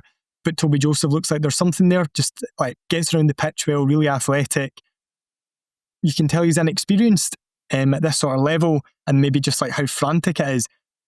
But because he gets around the park, he's got a bit of pace, he's got a good engine on him. He's adding something that we lacked before, because central midfield was a big problem area.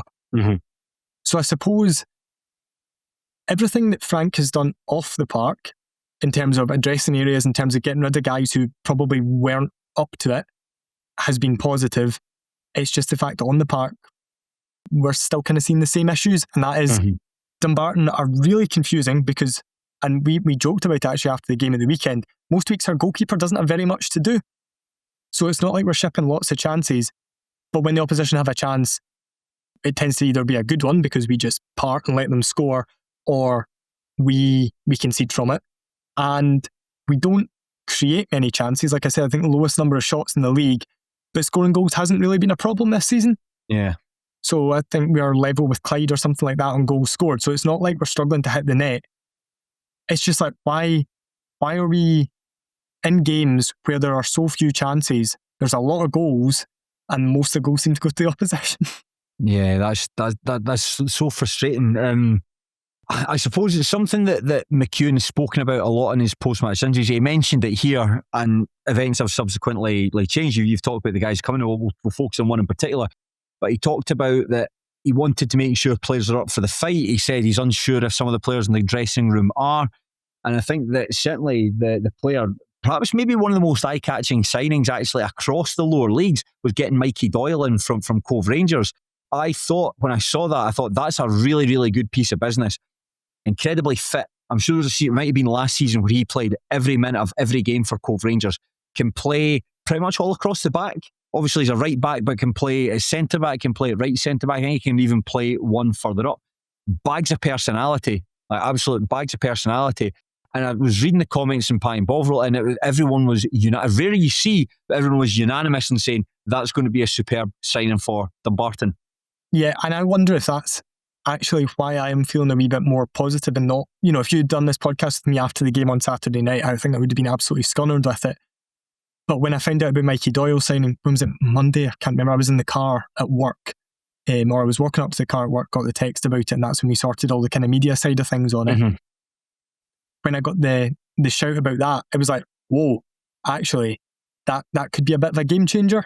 And it's weird to say that about a player who is ultimately a fullback, but Dumbarton have had problems in defence. It feels like Frank McEwen has spoken a lot about the fact that Suns lack leadership. You've got somebody there who is a very, very natural leader. And I don't know if you've watched the interview with him that he did with Jack Cranmer from our media team. No, I didn't. Honestly, just sit and watch it for 6 minutes. And I sat and watched it and I'm like, I buy into everything this guy is saying. I can't wait to meet him. Can't wait to see him play for us. Like, I think he says in it, I've always been, everywhere I've gone, it doesn't matter if you've got the armband on or not, I've always been a uniter of people, always been quite good at like getting teams pulling in the one direction. And I'm like, what a great thing to say, first of all, when you're seeing a team that maybe is just lacking a bit of leadership, a bit rudderless at the moment. But secondly, that's something that I would say Mikey Doyle is. Like, every time I've seen him as an opposition player, he's vocal. You hear Alloa fans won't have a bad word to say about him. Cove fans won't have a bad word to say about him. Queen of the South fans, Morton fans, the same. Like, he's a big personality. Players seem to get on really, really well with him. And I watched like those 6 minutes and thought, I am so excited to see you, ultimately a 34-year-old fullback, play for my football team, because you feel like you can make a massive difference in just lifting the whole place. Like, you've lifted my mood, seeing you sounding confident, sounding excited for the challenge that's ahead, obviously buying into what Frank McEwen's trying to do. If you're buying into it, then I'm buying into it. And I would imagine that might be the case for other players as well. I'd like to think it was, because he is someone who will be broadly very well respected in the game, I would imagine. You'll know a lot of boys already from playing against them or playing with them at previous clubs. The one thing I wonder is, given Frank McEwen's spoken about a lack of leadership, I wonder if the armband ends up being moved from Mark Durnan to Mikey Doyle, which would be a massive move to make. But if you are saying there's a lack of leadership in this team and you're reiterating that point quite often, and if you are the captain of that team, you're thinking that's referring to me, ultimately, that's my responsibility. I wonder if it might free Durnan up a wee bit. I wonder if Doyle would replace Durnan on the side. I don't know. It's just, total speculation from my part. But when he spoke about needing leaders, needing leadership, and then you bring in a guy who has been captain of the team at a higher level, I don't know. Is it the sort of bold move that he thinks he might have to make, or that might, I don't know, it might upset dressing room dynamic, it might completely reset it, I don't know. But he's brought in a guy like Doyle who is a leader. He's brought in Josh Todd, who I think is a leader as well. He's obviously captain Queen of the South in the past and won the armband for Annan a few times as well. So he's brought in a certain type of player. Even Ali Omar he was captain at Barnsley's under-23s when he was younger, so somebody who obviously has leadership qualities. Yeah. That points to me that he thinks that there was a lack of leadership in the team. It might be that he thinks Durnan is the only leader in the team. That could be part of the problem. But when you're bringing in effectively 3 other players with experience of wearing an armband, I just wonder if he maybe thinks that Mark Durnan might need to start getting moved out of the picture. Yeah, I don't know. But it seems like Mikey Doyle would be the ideal person to replace him in the captaincy, if that isn't his thinking. I'd imagine, I don't know what it ultimately means to be the captain, what you actually do. I suppose it's just like maintaining standards are high. Like, you lead by example, you can be vocal. I always think that Doyle can do all those things because he is, as we mentioned, incredibly fit. I think that's a talent in itself, just a sort of God-given talent to be able to to stay fit and just constantly play football. Just the number of games that you go through. If your team does well, you're probably going to be in about like 44, 45 games a season for a team like Dumbarton, if you include League Cup, the Challenge Cup. You're putting in all the league games, maybe close to 50 games, depending on how well you do. So yeah, that's a challenge in itself to do that. And I think that somebody who is supremely fit, someone who looks after themselves, that's an example. But who knows what's in Frank McEwen's thinking, and who knows what that entails. But Fraser, up next, Forfar Athletic at Station Park. They have just signed Aaron Linus. Are you worried he might grab his first professional hat-trick in this one? Always, whenever somebody signs someone who's left us just before they turn up and play against us. So as soon as he went there, I was like, oh, of course he's gone to Forfar. And they'll turn in a man-of-the-match performance against us at the weekend, having barely got a game for us this season. It's a really big game. I mean, it feels like there's a lot of this being said around Dumbarton. If Suns win this, they drag Forfar right into it. And the general mood, because, to be honest, because I've had tunnel vision on Edinburgh and no one else, like I hadn't realised how poor Elgin's form had been up until we played them a couple of weeks ago. And if we'd held on for that 2-0 win, they would have been in a world of problems. If we can get a result at Station Park, Forfar will be in a world of problems. And I've not been, I think Edinburgh have done good business this month. I think we've done good business this month. Not convinced Forfar have done good business this month. Felt like they probably needed to strengthen, and I'm not sure they come out of the month any stronger than they went into it. In fact, with Neil Stafford obviously going back to Hamilton, they might have got a wee bit weaker. So it's a huge opportunity for Dumbarton. Although Frank McEwen is obviously, or certainly outwardly seeming quite relaxed about it, we are running out of games. Like, I know it is only the start of February, but the league finishes in the first weekend in May. Mm-hmm. So we don't have that much football to play between now and then if we're going to drag other teams into it. And you don't want us, if it gets cut adrift and it's us in Edinburgh and nobody else, you're fancying Edinburgh, especially when Suns play Edinburgh on the last day of the season. Oh, is that right? Yeah, at Meadowbank. Oh. So I don't know how that goes, but who's the only team to have beaten anyone? Or sorry, who's the only team Edinburgh have beaten at Meadowbank this season? Yes, it's Frank McEwen's first game. Yes, exactly. Of course. We're 4-0 down after 47 minutes. So I would like to hope for my health that we will be safe by that stage. But if we are going to be safe by that stage, then we're going to need to start picking up results. And we've got Forfar, and then we've got Annan midweek. Right, okay. You lose those two games, it looks really, really bleak. You win those two games, and actually you can start looking and being like, right, we've dragged Annan into it, we've dragged Forfar into it. It's now going to be Elgin are already potentially in it, it's going to be a 4 or 5 team fight at the bottom, and you're not feeling as isolated. So it's huge. And I'm looking forward to it because I'm looking forward to meeting Michael Doyle in real life. Class, man. That's good. And you know something?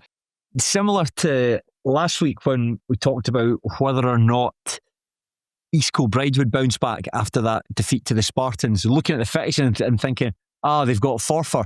And I actually think had it been any other team in the division, they might have lost the match, but there's something about Forfar at the moment. I just don't think they're in a particularly good place. And I think they're a good... You are facing them at a good time. I know you guys aren't in particularly good form at the moment, but I think if you were a team to bounce back against, I do think it would be Forfar. They provided East Kilbride the opportunity to get back on track. I think they might do the same with Dumbarton. And sticking with Edinburgh City, they are taking on Kilby. I have got a ticket for this one with Stennis. We are playing on the Sunday. When I saw this fixture, I was like, yes, I actually punched the air. This will be the third time this season I have been to the matches between the two teams. Hopefully I can make it not a hat trick, what's a quad trick. I hope to go completely quadrilogy. Hope to go to all 4 of them. I think this will be a really interesting game. I hope, and I feel dirty saying it, that East Kilbride win. However, I think it'll be a draw. It's the two times they played each other this season, and I think both teams have changed a lot since then. So it feels like you're watching just a whole brand new group of players coming up against one another. I thought the first meeting between the sides, a 2-each draw at Meadowbank. I thought Edinburgh City were the better team and maybe should have won it. And the 1-1 draw at K Park back in November, I think that was definitely a draw. I think that was a share of the spoils. So I'm keen to see this one. It's good to get a handle on both sides. I see East Kilbride have added a couple of other players today. They have signed, I think it's Jackson Mildcreast, who was let go by St Johnstone. He's at Cove Rangers earlier in the season. And they have also brought in another young player, Kerr Robertson, on loan from Morton. I saw there's a graphic that the Edinburgh City put out on Twitter saying they've got just the age profile of their players. And somebody came back and said, well, I actually think that Elgin and Stranraer and Edinburgh City play younger players. I think Mick Kennedy was having a bit of back and forth saying, so what? It's just a graph that it says that. How you choose to read into it says more about you. So I just find it quite interesting, and maybe something that I know they have tried, or certainly they've been linked with signing guys like Kevin O'Hara, and I think they tried to go in for Scott Robinson. I think they tried to go in for Fergus Owens. They've tried to take advantage of the fire sale going at Hamilton Academical, and they haven't been able to get them. So just wonder, you've gone from some like pretty high caliber, like full-time players to go for like young guys on loan. So I don't know what the strategy is there in terms of the boys that they're bringing in and what they'll add to the team. I don't know if the squad's stronger now than it was at the start of the window. It's hard to tell, to be honest. I wonder if, their turnover of players has been wild. And I wonder if the further up the food chain you get, if players look at it and go, I don't know what goes on behind the scenes at East Kilbride, but I do know that their turnover of players is very high.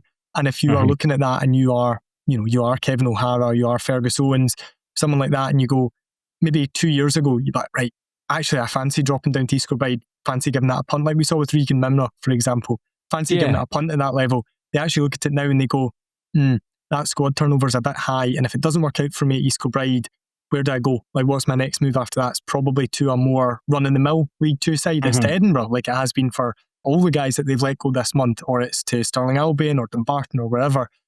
I'll maybe try and keep playing in League 1 for a wee bit longer or something like that. So I don't know if, I don't know what goes on behind the scenes, but I don't know if there is maybe an element of players looking at it, seeing the player turnover and going, I don't fancy that. I don't maybe get the right feeling of that. Is it a big change in strategy though?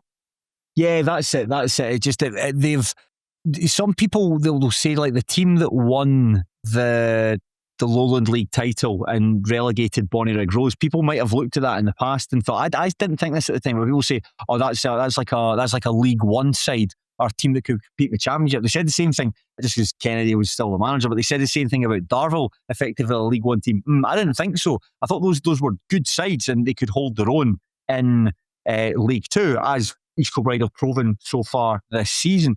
But they're not really what I expected from them. I think at the beginning of the season, when they signed guys like Jack Healy and Uzi C and Eric Sula, players who have all subsequently departed, I remember thinking, right, that's unusual. They actually look like quite sensible signings. You're taking experienced guys that have been let go from elsewhere. You're just trying to augment the squad, the players that won the Lowland League. And it hasn't worked out. So I don't know, bringing these young guys in, if they'll make them any better. I just compare it to, because they're direct rivals, but compare it to the Spartans. Stevie Lawless is coming. Now, whether or not Stevie Lawless has still got it remains to be seen. He's dropping a hell of a long way from the top end of the Championship to the top end of League 2. But I do believe that I'm going to imagine the Spartans are paying equivalent wages, if not more, than what Edinburgh City are doing. I'm just guessing, but I'm looking at guys like Sean Wells and James Craig and Mark McNulty and like Ayrton Sonker, Callum Booth, Paddy Martin, all really good players. And I wonder, I think they're perhaps a wee bit overlooked, maybe because you never hear from Dougie Simon doesn't have a Twitter account that he goes backwards and forwards people on. Maybe it's that, but I'm going to imagine the Spartans are one of the better playing sides in part-time football.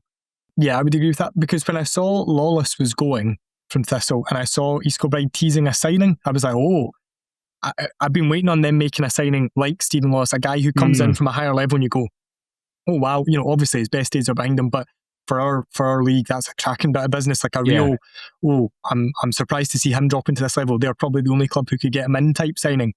And I was expecting them to do that all over the summer as well. Expecting them to bring in somebody who was maybe a regular for Hamilton in the Championship and go, oh, right, okay, they brought him in. Like Scott Robinson, if they had brought him in over the summer, someone like that, where you go, wow, that's an unbelievable bit of business. But they haven't done that. And there was obviously a lot said, and you touched on it there, about that team that got promoted. I remember looking at it and being like, right, they have some players who are miles too good for the Lowland League. Joe Baldy, John Robertson, obviously. Yeah, being the two obvious ones. Lewis Spence probably shouldn't really have been playing at that level. Yeah, probably.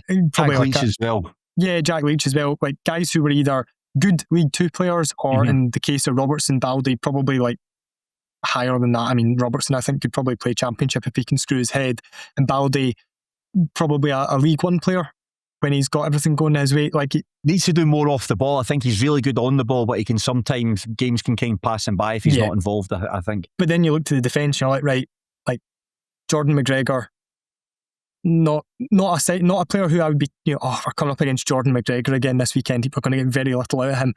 Not saying he's a bad player, he's just like a run-of-the-mill League Two player. Sean Fagan, who's been one of their best performing defenders actually, but was in an Albion Rovers team, always thought he was a decent player, but again, he wasn't. It's not like when we come up against Sean Dillon, always got me in Montrose. Every single time we played Montrose, we got nothing out of Sean Dillon. I wasn't seeing players like that in their defence, and I expected them to make more signings like Senna when they brought him in, which lasted for like 2 weeks, where I was like, right, that guy's going to be an absolute nightmare to play against, and he's going to strengthen them in a non-sexy way. Like, Senna's not a particularly good ball player. He's not someone who's going to be like silky and doing lovely stuff with it, but he's just going to kick people, break play up, do the ugly side of the game. I just didn't feel like they had that many players. So they didn't bring in anyone who wowed me. They didn't bring anyone, and they still haven't brought anyone in who really scares me defensively as an opposition fan.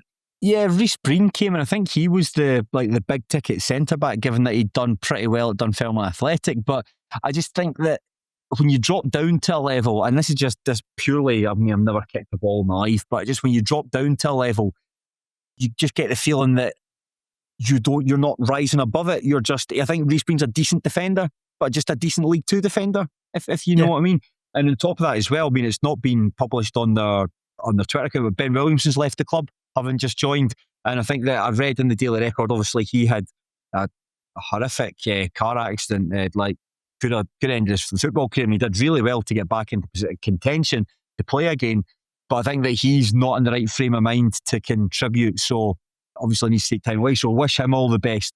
But that's just another frustration for East Kilbride, because he did against the game against Stirling Albion, the game that we covered on this podcast. He showed up quite well in that, and I think he gave them something they didn't have. He's quite a big player, quite physical, and I don't think they've got enough about that. So I just look at the business, and if I was the Spartans, I wouldn't be losing any sleep over it.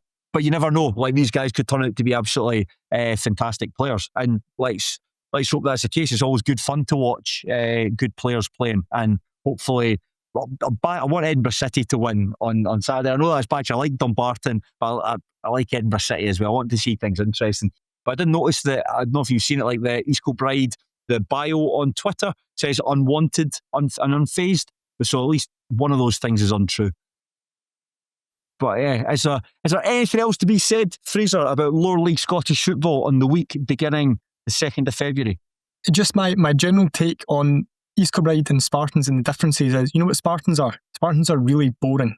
But I mean that in the nicest way possible. East Kilbride are box office. If I said to you, I'll take you to a game this weekend, Craig, do you want to see a game involving East Kilbride with John Robertson, with Mick Kennedy, with their style of play? Do you want to go and see Spartans beat somebody 3-0? You're going to be coming to East Kilbride every day. I'm going to go and watch East Kilbride. It's very entertaining. I'm hoping we get some of the same at Meadowbank Stadium. But that'll do us for the time being. Fraser, thank you very much. That was good fun. Yes, almost 2 hours. That's astonishing. I know you've been checking your watch there as well. So sorry about that. It's just when you put us together, it's just run out of hand. But thank you. Very different dynamic to Sean. So I appreciate you giving up your evening to talk to me. Thank you, the listener, for listening to this podcast. Remember, if you have enjoyed what you've heard and you're doing well for yourself, it might be worthwhile taking out a subscription to the Terrace Patreon account, patreon.com/Terrace Podcast. For as little as £2 per month, you can access hours and hours of content. There have been some really good podcasts published in the last couple of weeks. I really enjoyed the ones pertaining to the January transfer window. Please do subscribe to the Patreon, patreon.com/Terrace Podcast. Do get involved with that. We will be back in some capacity with loads more lower league Scottish football next week. But until then, enjoy your football. But unlike Peter Murphy having to get the words bleeped out of his post-match interview, please do so respectfully. Thank you.